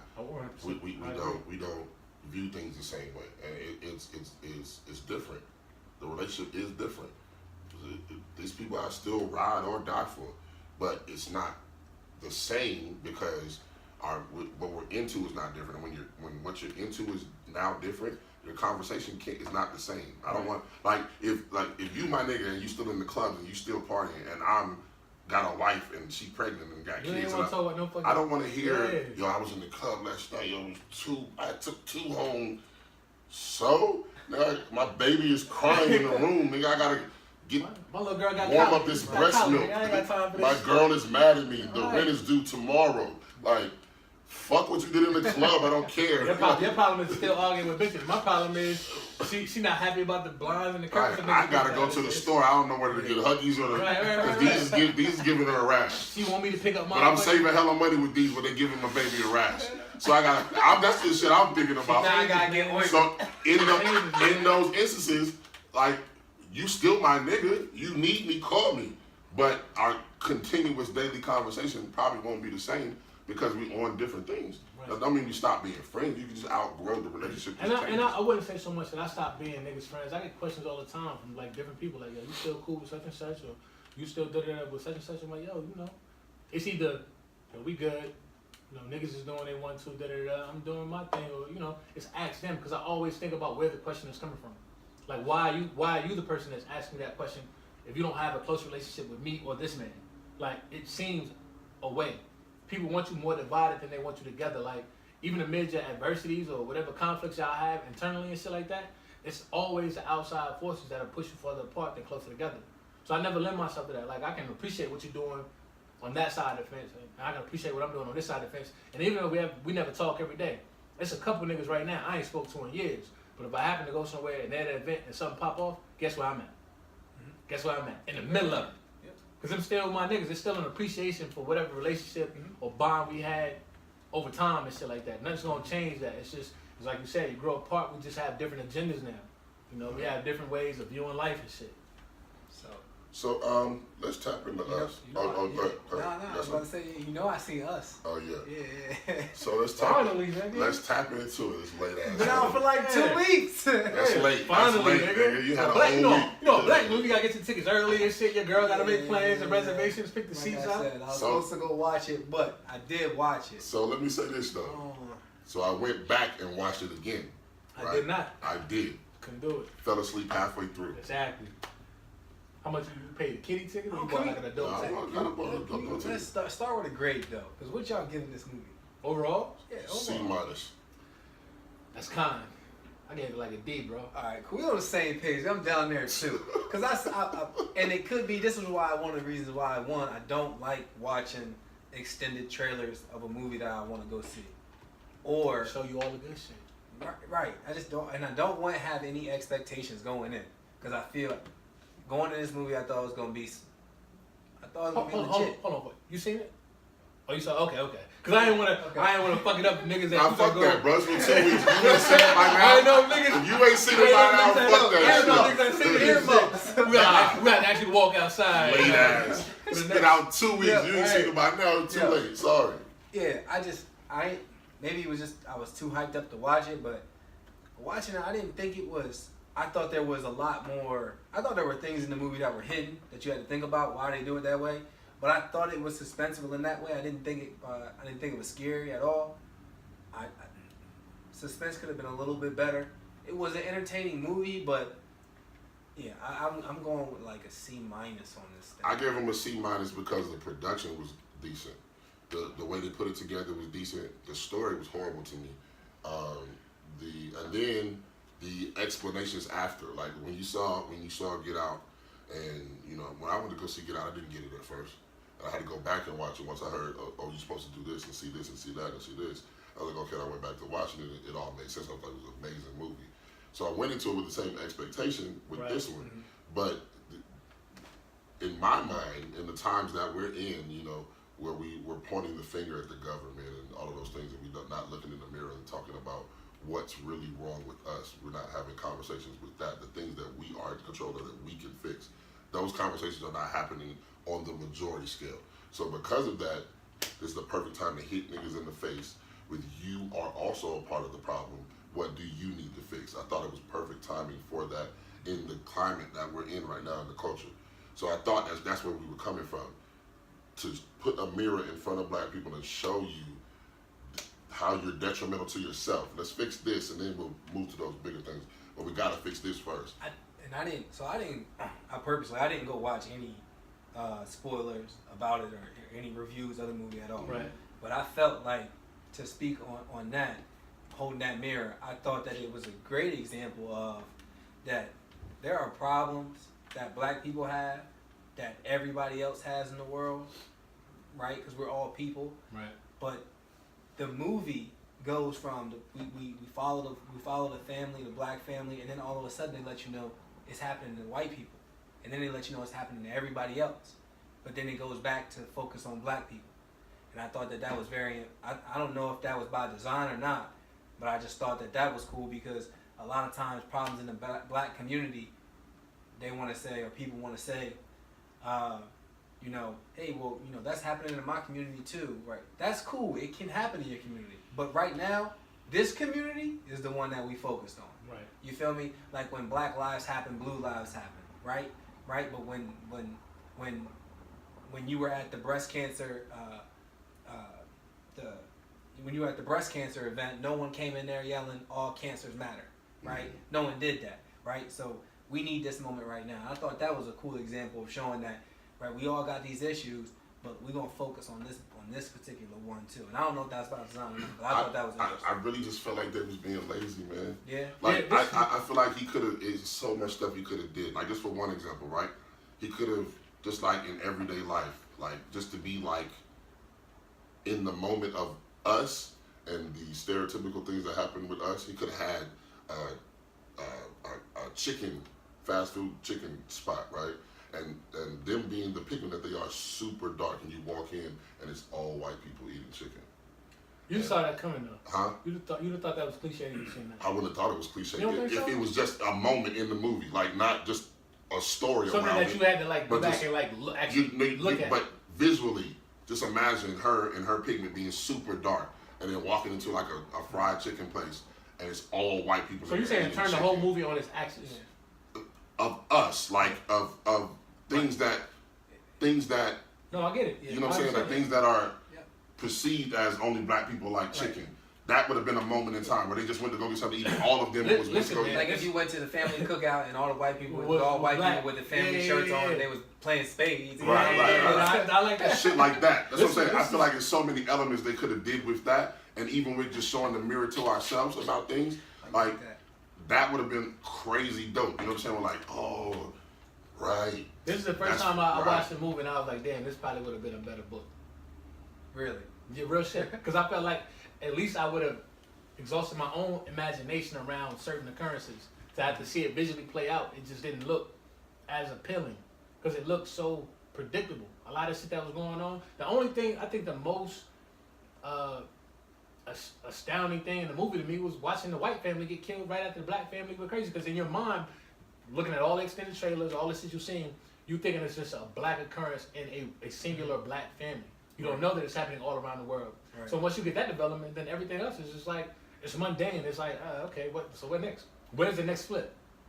Like what else? Like that shock and awe shit, like tying it back to the 1987 depiction of we are the world, let's join hands and all that, and that being the end all be all, it was lackluster, yo.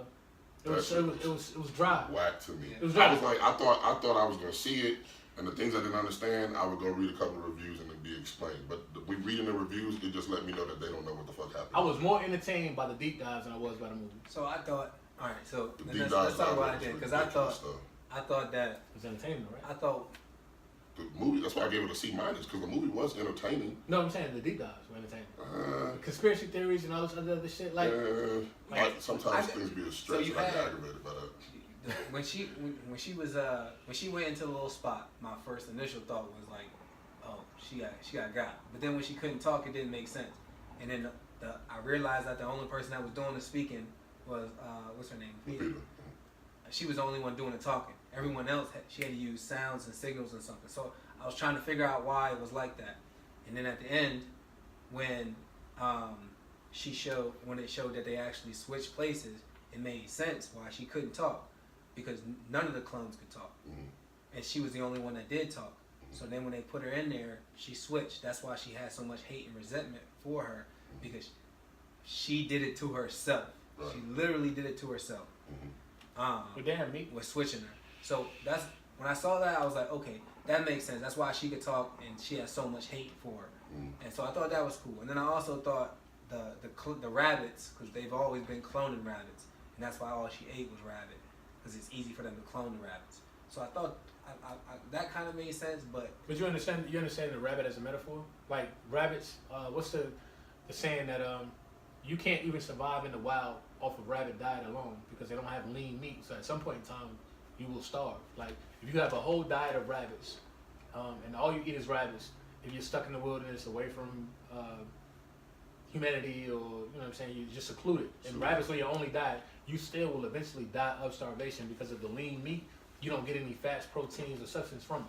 So that was like, basically I'm telling them, like, the clones that were down there, it's not just the classes and them not having, like, you know, a way in the world, not being prosperous and having their own identities and things like that. They were slowly dying off by the, you know, the fat cats of, because we consider them like the big time people of the real world, the untethered, were just living, you know, however they wanted by any means, greedily eating, you know, whatever they wanted to eat without it being like there being some type of contingency on what their intake was. So it's like jealousy. Now it's like envy. yeah. But what didn't make sense to me was that she got switched as a little girl. So the only knowledge she knew was the knowledge of a little girl. So how did she grow up to gain the knowledge to, you know what I'm saying? That was my question too. And I just figured that whoever you were tethered to had some type of way to connect with you, or because she actually saw herself and then they actually switched places, that maybe they had some type of connection where she was able to see, because she was listing details like, you did this and then you married this dude, and then while you were doing this and doing that, I was doing this. So I figured that they had some type of connection. Well, if she mirrored a life, you know what I'm saying, the tethered are bind to the people that are living on top. So it's like, I only know these things because I've had to endure these things based on how you're living. Yeah, but she would only know, and what Rose's, I think, what he's saying is that she would know that, hey, you married this guy, but she wouldn't be able to say, while I was marrying this guy, you were marrying the exact same guy, but you also met him while you were eating salmon. I met my guy, same exact looking dude, but I met him, you know, because I fell and he picked me up because I was. This whole shit is a fucking paradox, bro. Because it's like, okay, if to me, she wouldn't know that. To me, the ones who were above ground were the ones in control, because when they showed the clones underground, they were just doing what the people above ground were doing. Right. So my thing is, if the little girl is now the one who was above ground is now underground, she's still the one who was in control above ground. Right. So how is the clone now gained a knowledge of themselves to exist in the world and do separate from what the girl who was above ground was controlling? So this is why this movie isn't genius but terrible, because look at all of the thought-provoking conversation that it prompts. Right. Even That's though we thought about like it's not really thought-provoking. It's aggravating.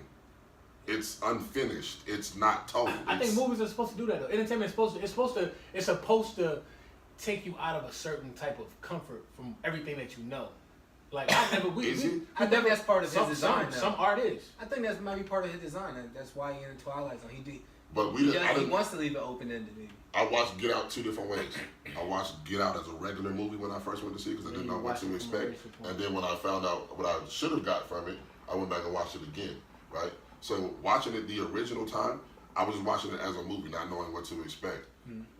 It was an okay movie, but I wasn't left not knowing what the fuck happened. It was a fucking resolution to the movie. He got free, his friend came and got him. End of the movie, right? I wasn't confused. I wasn't like, oh damn, what? Who educated them to wear red and hold hands? Who taught them that if they were underground only doing what the people above ground were doing? When did they separate? Who taught them organization? Who taught them to be their own? And if she was speaking, why didn't everybody else down by how did she start to control them if they couldn't speak English? Right, but it's just like it's too much. There's too much. That's the thing though. On the swap, she was the only person that could talk.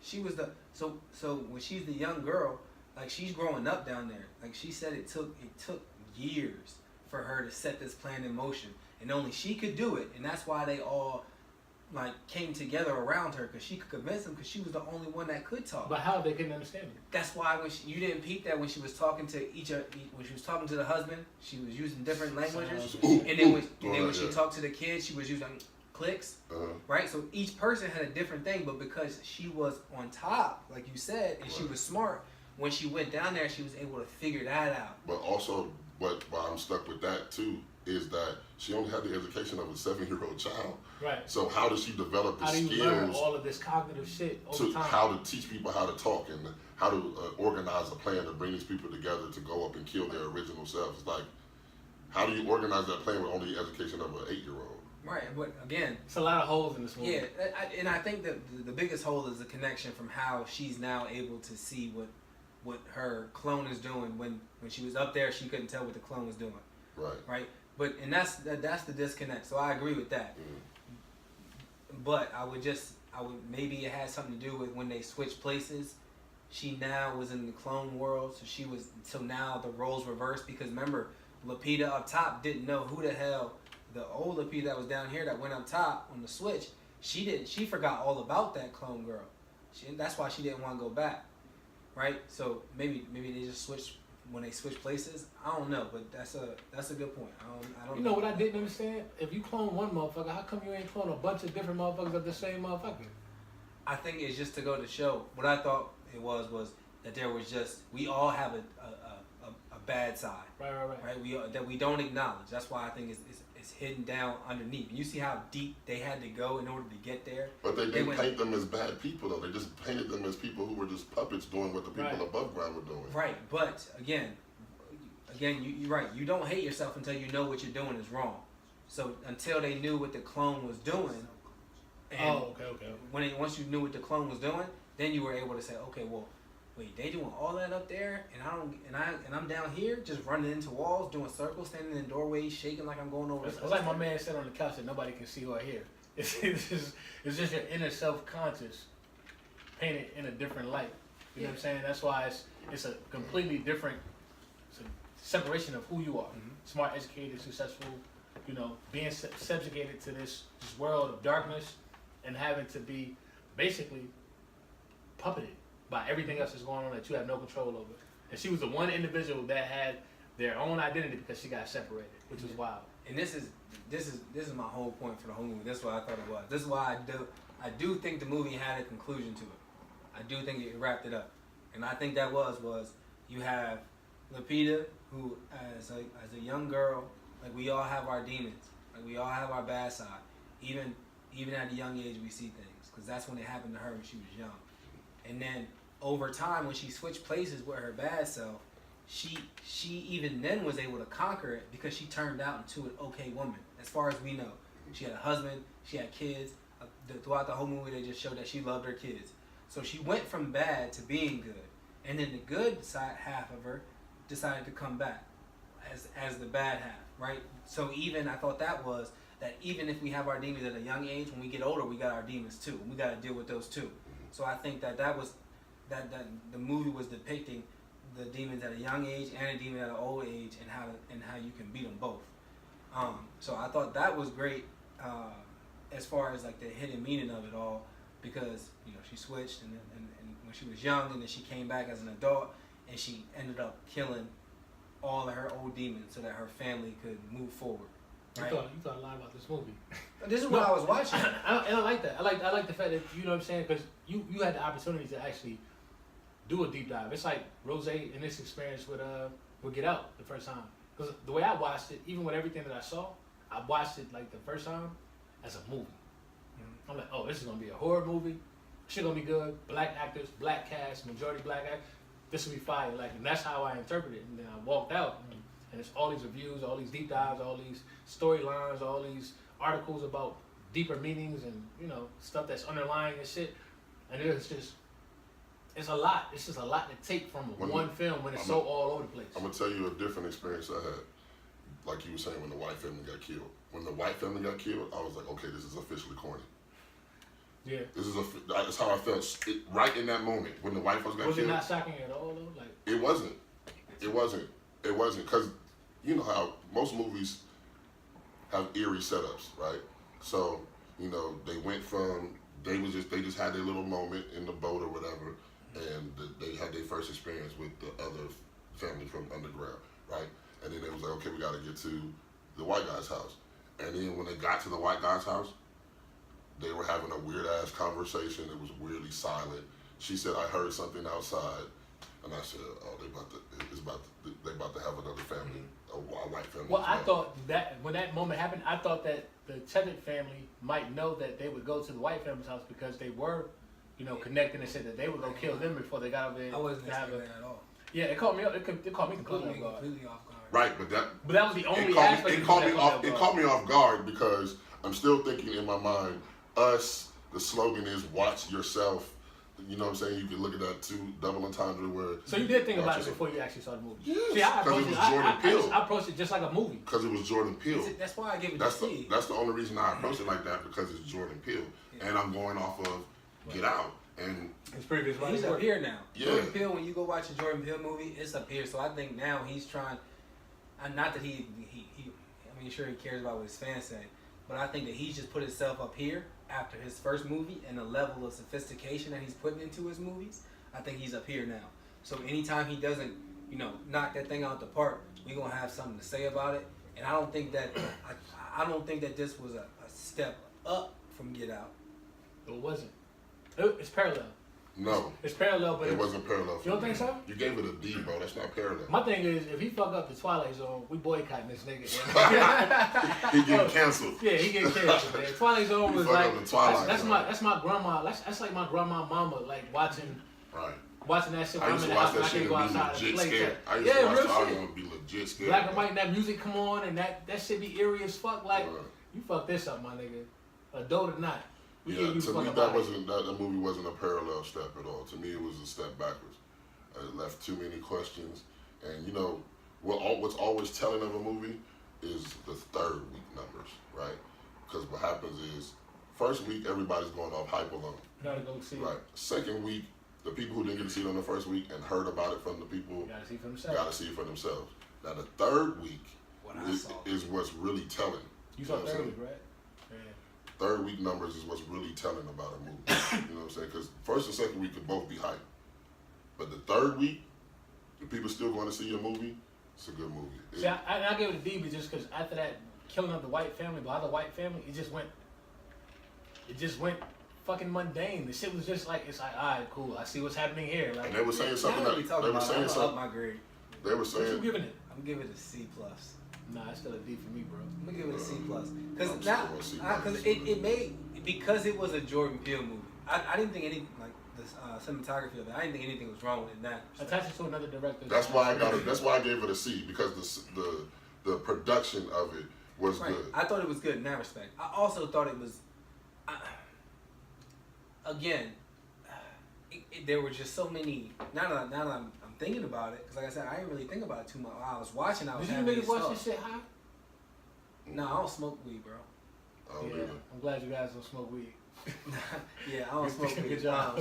Yeah, I appreciate you. I don't believe in none of those illegal. They might have got a better grade if I would have watched it. Maybe if my maybe, but no, definitely C did. minus. But yeah, I might have fell asleep halfway through, like Rose said he did. The second But one, it I was could just boring. appreciate. I could appreciate the fact that it was a movie, and the fact that it was a Jordan Peele movie. It made me think while I was watching it, and I always try to figure out the ending of the movie as quick as I possibly can.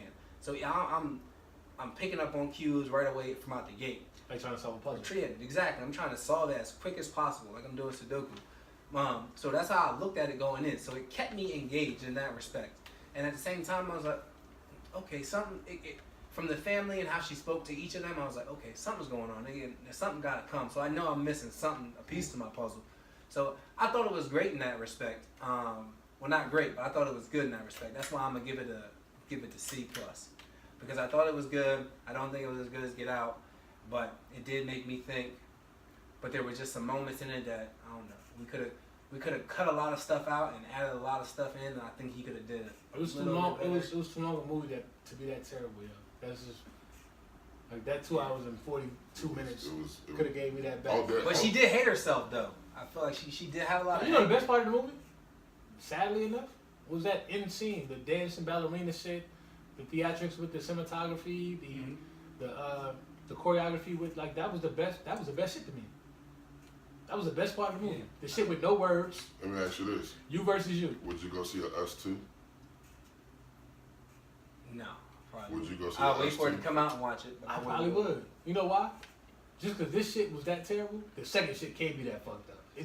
There ain't no way you can fuck this What up if no it more. was? What if it was? Are we getting the fuck out of here? Yeah, we gotta get the fuck. We gotta get the fuck out of here. If you come back with Make an a movie, Us get the too, fuck out of here. and you Yeah. even more confused, Yeah, it's like, yeah, my nigga, if this shit don't go as planned, we off you, bro. we gave you a couple opportunities. You got your millie, go away. Yeah, he You got got your a 100 couple mil. of things. Right. He got Yeah, you get Get out of here. checks. yeah, his pockets is Man, big. so But yeah, I was just, that's where I was, maybe just, I was wrong for having such an expectation, but I was just thinking all of the avenues that you can make us, viewing us in the mirror, just like, Yeah. Well, the thing is, he wasn't the sole writer of this movie. Like, there were other moving Yeah. parts that came together. that means it should have been even doper then. Right. If it wasn't just you and you had a whole bunch of genius minds sitting there together, then y'all should have, you know what I'm saying?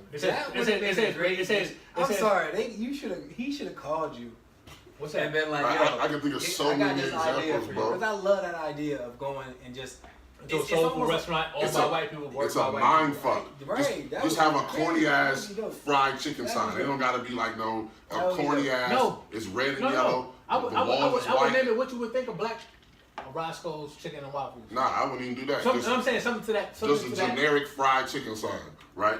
And they just walk. The building is white. You walk in, everybody is like super white, See, that wouldn't be more. tearing chicken up, and then this super dark black family comes in and is like, And they get the side eye.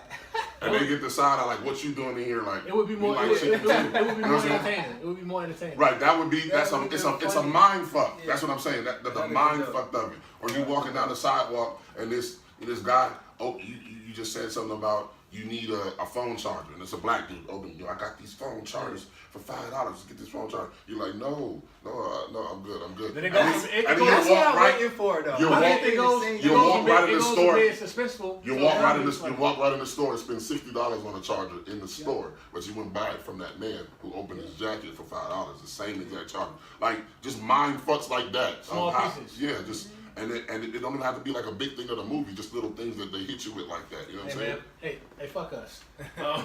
Right. Yeah. Right. Yeah, fuck us. That shit was a C minus. That's Shit was my. ass, man. That shit was ass. Shit was ass. I get. I tried to make it be like maybe it's this, maybe, and I was Where like, did no, this- it's we not. know what it was, It's so you- not. you Did wanted- y'all read anything that said the scissors meant anything or the red outfits meant anything? No. No. No, it did. So the I scissors, said he the asked- he scissors, asked him the to read- scissors, he the asked him to scissors read meant them trying to cut themselves from their tether. Like that was the, that was their way of Okay. cutting the bond. Right. By Okay. instead of killing them in a different way, different manner, everybody that was tethered had a pair of scissors. So to cut my ties with You you, gotta I'll kill kill them. you with Right. scissors. I got that. And where the fuck she get all them scissors from? Yeah. Where'd she get the one glove, the MJ? Who making the scissors? The weightlifters Yeah, yeah, glove. I that don't want the shit Callis was- glove. They said what we missed though is that the sun was switched too. See, that's what I thought at the end too, because I missed that part. but see, what I was looking for, they didn't give me the cue to let me know that it happened. So when he was on the beach and they asked him, "What are you digging?" He said, "I'm digging tunnels." When he was digging in the sand, the girls asked him, "Why are you digging?" He said, "I'm digging tunnels." Right. Then they said when he was in the closet. Remember he said he was in the closet before. They said, "Oh, the same thing happened. Don't let what happened last summer happen again." And so he got locked in the closet. And then you realize that when the clone took off his mask, his face was burnt. How would his face get burnt? If he's only doing what? So my thing is, how does motherfucker You see what I'm learn saying? perfect English in the summer, in a year? See, I don't think the sun was switched then. I think the sun was switched at the end. No, because Can be. he backed Yeah. into the fire and died. No. True. But that's what I'm saying. I'm telling you, these are the examples that they gave. It's them making This sound like a high conversation. them They say hi. them making him, making a big deal about him being locked in the closet last year. Like, oh, you don't want to happen what happened last year. And then the fact that the clone's face was burnt. If the clone is only under Earth doing what this person is doing, then the boy above Earth face would be burnt too. It wasn't burnt. And remember that the boy who was above ground couldn't figure out how to do the magic with the fire thing. Right. But the clone knew how to do it. How would the clone know how to do all of these things and wear a mask and do all of that shit if he wasn't already conscious of being above ground? And that just fucked me up. Now it's like, okay. So the thing was So when that was he the boy switched? was switched to in the closet. and where he put the ambulance truck at. Right. So how did he get switched in the closet when she got switched? Is it just At you the gotta just amusement be park. alone somewhere? No, listen. That's why the above ground boy was comfortable being in the closet because he is the clone that got switched. And that's why he always had the mask on because he was comfortable with the mask. How would he know Get it? why would he know to wear a mask? That would just be his face as a regular clone. I swear to God, So he man, burnt like his one of those face. scenarios. I kind of like want to go watch this shit again. I hate that because I didn't want to watch this shit again at all. Yeah, I know. Yeah. that. I was over it. No, Jordan Peele said I that. was over though.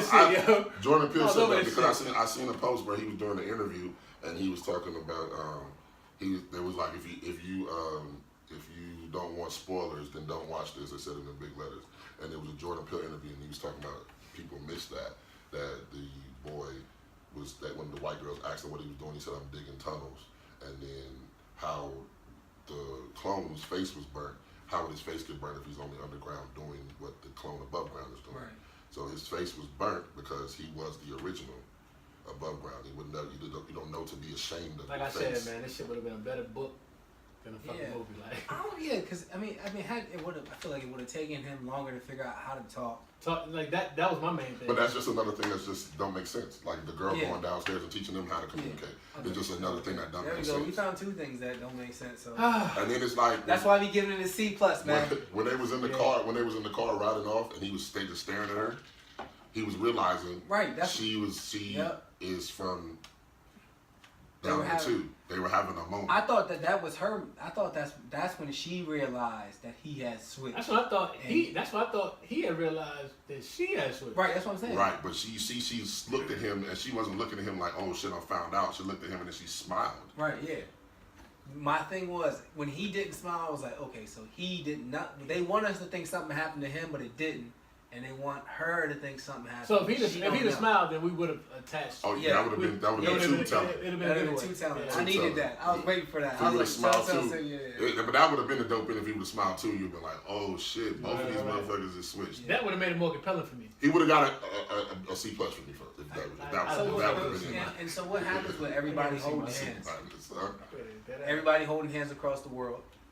That came from the original commercial that they showed in the beginning of the right. movie. And I got that, but what is the significance? All of I'm that? saying is that we destroyed the world, but if we bond together for one common purpose, then there's unity. Right. The clones have come to the realization that the people above ground are ruining. Right. They're taking it There for we granted to be above Right. ground. Okay. So that's what it is. They So don't the appreciate clones it. are coming above ground to kill them to now make it a better place because they're ruining it. Mhm. That makes sense. Okay. Yeah, I like that. Man, this movie It's was just too all many over. holes Shit was in that. all over the There's fucking There's just place. too many holes in that whole narrative. You know Shit was what I'm all saying? over the place. Yeah, for sure. I meant to Google those. Wow, when it first came on, it said that there's a lot of underground tunnels and stuff, and I was like, I'm sure Google has. No, I images of googled this, it. but I didn't- It's mad under like passageways. Like Yeah, I we're know. not even talking about slavery. We're talking about we're talking about civil wars. We're Yeah, talking about Frank- we're talking about Abraham first Lincoln? colonizers. Like Right. Yeah, Abraham. I mean, it's Lincoln. a tunnel out of the White House. Like Yeah. nobody knows where it goes, but yeah, Yeah, Abraham Lincoln, and he built the church, and he built multiple exits to the church. So it's like 5 or 6 tunnels that you can get out of the church. now niggas gonna be treasure hunters looking for tunnels and shit. Well, that- I mean, they're that's probably good. already there. They That's just. why- Yeah, I mean that's what. I seen a video where a dude was like, he was stopping 18 when it was like asking him, where does this tunnel lead to? Because like regular cars can go in this motherfucker, and so they was like, well, it's like an underground tunnel. It's about 100 miles long, and we just make deliveries on the other side. They don't really tell us what's. And he was like, so you don't even know what you're delivering? He was like, no, we're not allowed to look in the truck. And I was like, I don't think he's supposed to say Some that. YouTube shit. Yeah, it was on YouTube. I'll look that shit up. It's like a 100-mile tunnel, like and nothing but 18-wheelers was allowed to go through. Nah, my nigga, you're not telling me I'm finna go just be underground for 100 miles and I don't know what the fuck. Shit, no, where the fuck I'm going. I don't know what I'm delivering. Nah. That check is nice, niggas will. Yeah, you right. Yes, You right. they will. I I lied. mean, niggas I that lied. deliver some shit and just like they tell you, yo, I got $2 grand for you. Niggas Just don't look in the Yeah, back. niggas delivering shit right now. I don't want to know what's in the back because when I go to court, I'm Other saying niggas- I didn't know what was in the Right, back. right. That shit don't I wanna be able to that say shit don't that. work either though. Right. Right. Right. Yeah, I ain't know what was in that backpack that nigga gave me that was wrapped up in all this aluminum foil, this shit, all this plastic. Right. 10 years. So we was kind of all over the place, but we was touching on a few self-hate things, man. Was there anything else that y'all was? You know what's crazy? I want to get back to the what's the most surreal thing in your lives? Like, what's the thing that you draw your most passion from? Is it like love? Is it understanding? Is it your passion with music? Is it the arts? I'm gonna be honest with you.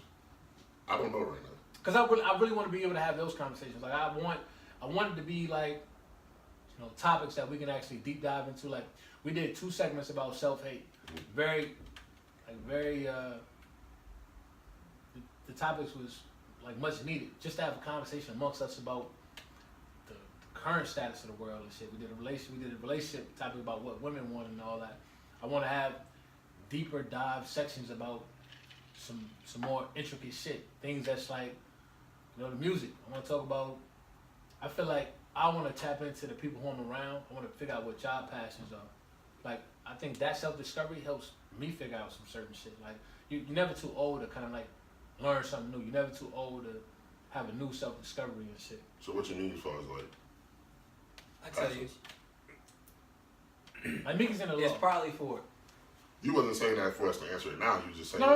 I'm just saying like suggested topic. yeah, down Yeah, the line. Yeah, Like, that's down it. the line. Yo, I'm gonna say I agree with that. I'm gonna say I agree with that. I just- 100%. We This should nigga do started to that. sit up like he was about to answer. Because I think I'm glad you stopped me. I think- I was trying to pick up on Rose Q like we wrapping up. Yeah. I was like, oh, damn. Yo. For another hour. I don't got My nothing man to do on with the couch self-hate. like, Self-hate. my man like, yo, wrap that shit up. Get the box out. But I get it. But it's like, I just, because We'll touch talk on, about it, man. we We'll touch talk- on so we'll much talk about shit. it. I just want to be able to, let's draw some shit out. Like, I want to be able to have these conversations because I feel like, I think what stirred me about that was people was thinking like, I got asked on multiple occasions, what did you have a better time discussing?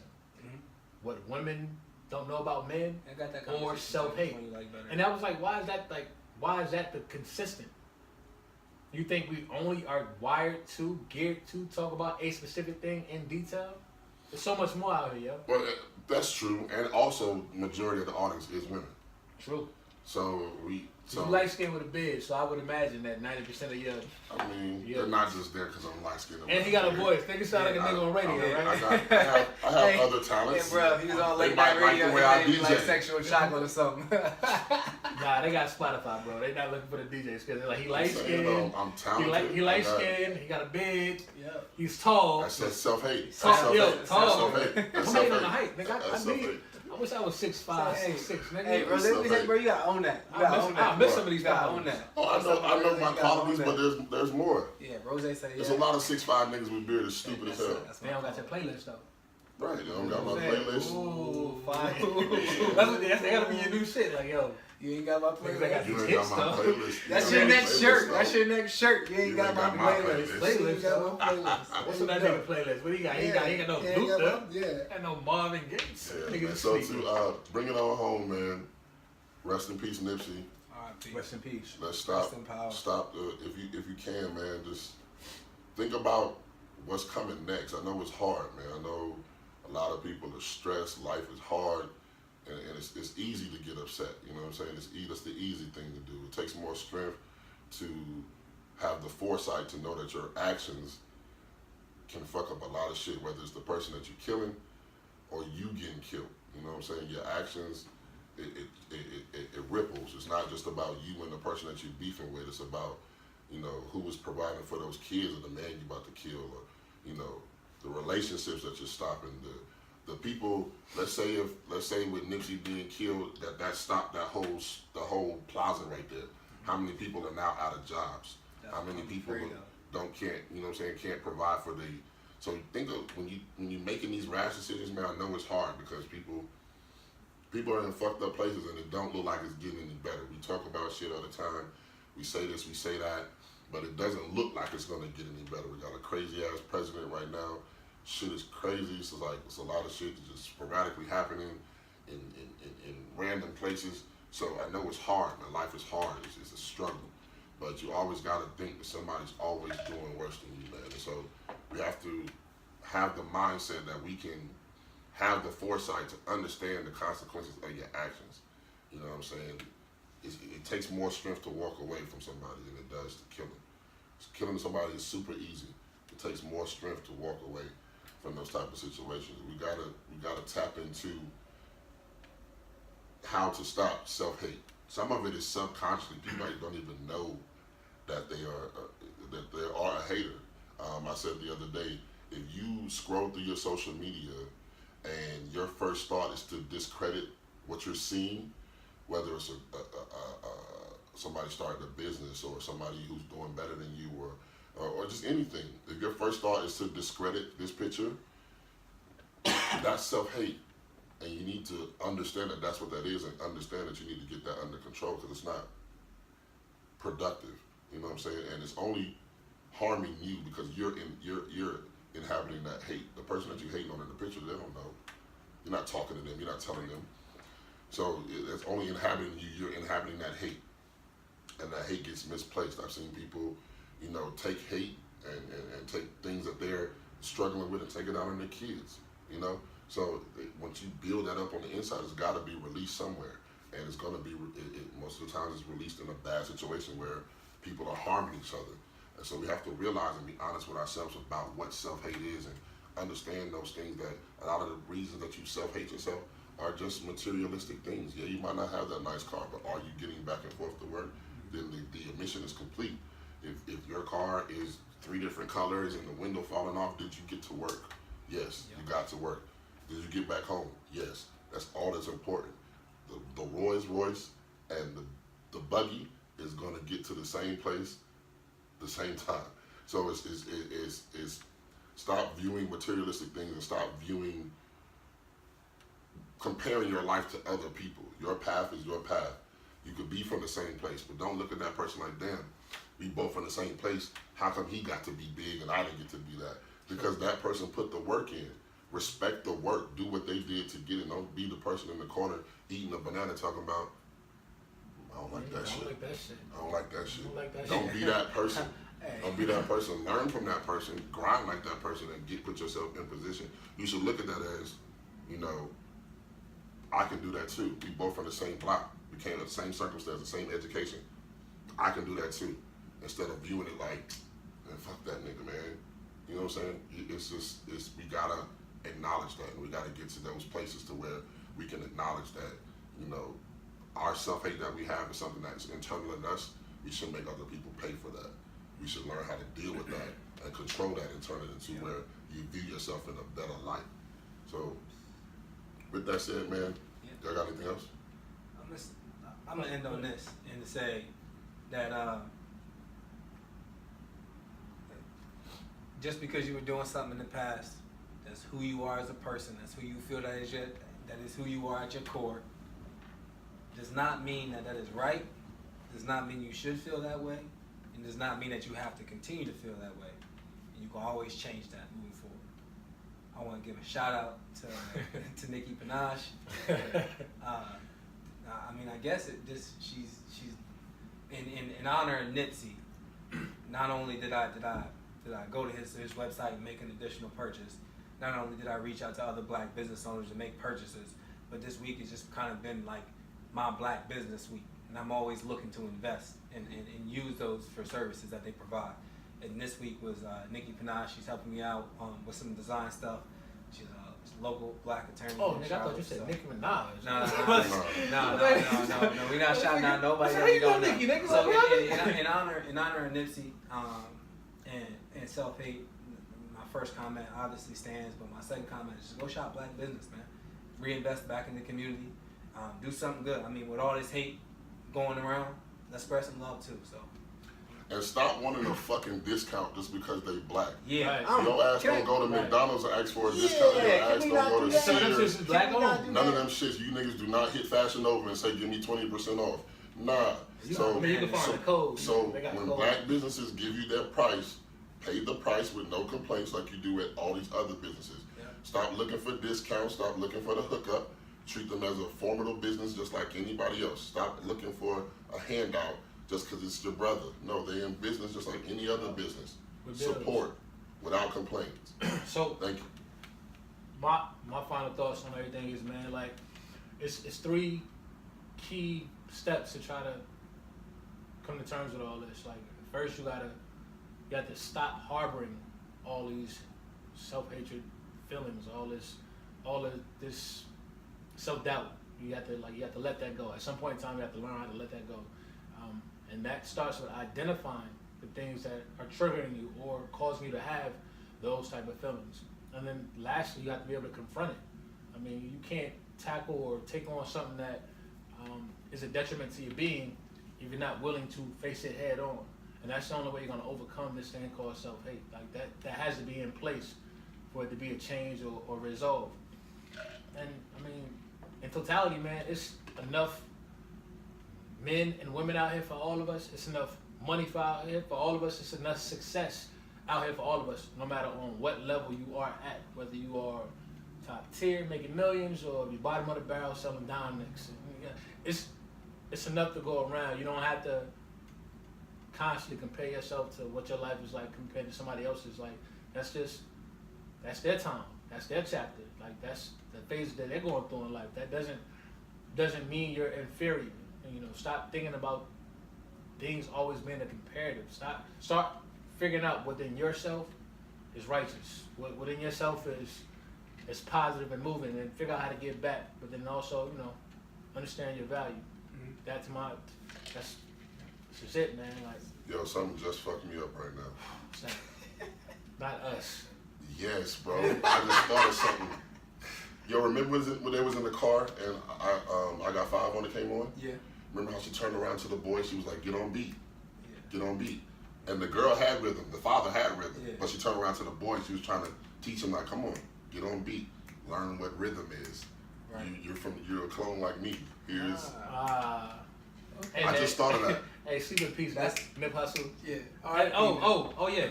If you have not had the opportunity to, if you have not been fortunate enough to, please go listen to Nip's old work. Please. Again, he owns all his masters. If you want to support Lauren London, the kids, Nipsey's humanitarianism, that's a starting point. Secondly, that will give you some type of insight and knowledge to what it is this brother has been speaking. This ain't start with Victory Lap. It's been him throughout his entire career. But also check out his interviews. Like, try to gain some substance from what his life was like. I hate when people start identifying with things because it's trending or the thing to do. Like, I really have an affinity for Nip. I have an appreciation for his music, for his life. And I think that all people that are still trying to convey that, they feel the same way, know his body of work. Know all of that information. And just to chime in on that, Nip was not killed by the United States government. I don't want to hear any more conspiracy theories about. I was there. About why he was killed. I was there first. Listen. Oh, let me finish. We about to do a whole other 20 minutes now. No, because I was trying not to go there. He was not. But I'm going. Out of respect for Nip, he was not killed by the United States government. If you want to say that there was some tenuous connection between him and the snitch, who is a government, essentially an employee, because he's an informant and they make those decisions. Nip was killed by a black man who hated himself so much for making a decision that he wanted to make, that he signed an agreement to, that he did not fully understand at the time. So much so that when he was called a snitch, because he was a snitch, just like if you was a deadbeat father and somebody called you a deadbeat, just like if you was a thief and somebody called you a thief, that hurt your pride. The moment you do that, you accept that. You may not agree with it, but you gotta accept that. You gotta be accountable for that. He was killed by someone who hated themselves for what they did and felt that they needed to retaliate in a manner. Because you can't tell, I'm sorry, nobody, the government got its faults and we got to hold them accountable when they are.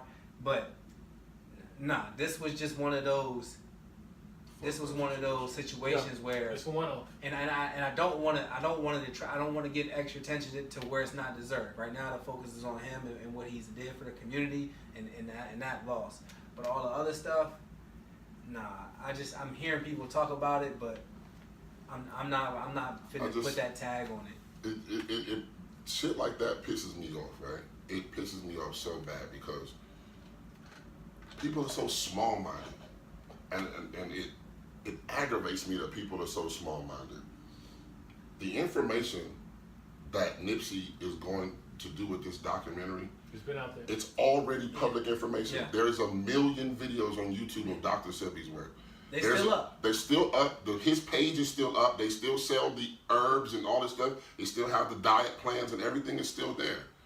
So why do people think that information that's already public, the government is going to kill Nipsey for? To expose that, or stop him from exposing it. These pharmaceutical companies, they're already exposed. White people protest in front of these companies every fucking day. Out there. Every day. So they are exposed. So as many people in the United States, how many people you think is going to first watch the documentary first? Yeah. Second of all, how many people are going to watch that documentary and act on it? Like I read the list of food. I don't even know where you can find some of that shit. I don't think that's in just a regular grocery store. Like, who is actually going to watch the documentary and then make a life-changing practice? Right. People are going to talk about it for 2 weeks, just like with what the shit came out. What the hell? Yeah. People was on it. Oh, I'm not eating McDonald's. Where we at? 2 weeks later, everybody back on the same shit. Yeah, you shouldn't eat the government knows that. It knows people are fickle. It knows people make a big deal about something for a week or two, and then after that, it's on to something else. So because they know that, they're not going to kill Nipsey over a documentary that people probably going to watch. It's like you said, we believe government controls everything. It's all moving parts, and they puppeteered somebody to go out and kill Nipsey. Why would they not have been proactively going in and taking down Dr. Sebi's videos and all of his methodology? And it's like, what's funny is I found myself subscribing to that same dumb ass logic early on. I'm hearing the 5 shots to the sternum, 1 to the head. It's a professional kill. It ain't gotta be professional. You know how many motherfuckers get killed the same way in drive-by shootings? It's not 5 shots to the sternum. It's 5 shots to the biggest part of your exposed body. So I'm hitting that, and if I shoot you at point blank range, I'll shoot you in the head. Like, we gotta stop living our lives within a movie. I think that we are, like you said, so desensitized that everything seems like a drama, a theatric, a comedy, a satire, that it's almost not real. So we have to attach other things to it to make it more digestible. He got killed by somebody who was being a hater. Yeah, purely. Absolutely. It's no more, no less. Yep. It's unfortunate. It's so much of a setback to everything that people in business, in industry, in entertainment have been doing for such a long time. Examples that we've given in the forefront of this whole video. It's like that's the painful part, that we don't want to accept it at face value, and we just have to. Right. But we don't want to see the fact that a hater from the hood killed somebody that we all loved. We want to blame the government for it and say the government did it, because it's like we don't accept the fact that of our own flaws within our own race. Bro, like we have to, identification. We have to identify within our own communities that there are people who are, because they are of a lesser stature or not as successful, they have this PTSD that they're still fighting and overcoming, where it becomes more of a detriment to the whole as a society, not just the black community, not just the white community, not just the United States. It's affecting the entire world. Right. So it's like, miss me with all that conspiracy bullshit, man. Just it was insane. And then, like, come on now, we have a government who can take this drone right here, toss it up in the air, and control the drone to fly to Arabia and shoot somebody in the drone and then come back. Sound. No. So why make an elaborate thing? We're gonna attach somebody from his neighborhood who he grew up with, and we're gonna give a backdrop that he just got home and he had paperwork, and then we're gonna hire Eric Darden to represent. Come on, man. Like, come on. Like, stop living your life within a fucking movie. All this shit ain't a soap opera. All this shit ain't a dramedy. Like, it's real life. It's happening. Accept it. Change the things that you can change. Affect the people that you can affect in a positive way. So this is not a continuation. You cut down somebody in a lifespan that was so short, who affected the world up until this point, who had so much good work to do at 33. Like, this starts with identifying that we are problematic. We do have problems and issues that we need to fix within our own communities, our own homes, our own people, our men and our women. Like, take accountability. We have to take accountability. We have to. Facts. Period. Facts. Where it starts is accountability, man.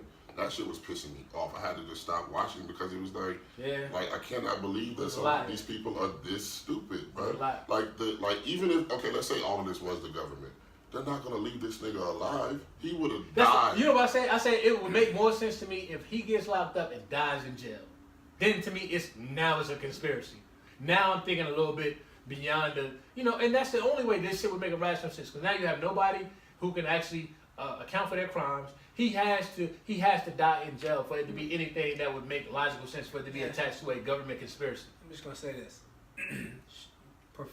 professional assassins, hitmen, people you pay to kill people, Don't look like us. They don't run up, broad day, shoot somebody, walk away. Then say, oh, they still moving, walk over and shoot them again, then walk away, then walk over and shoot them again.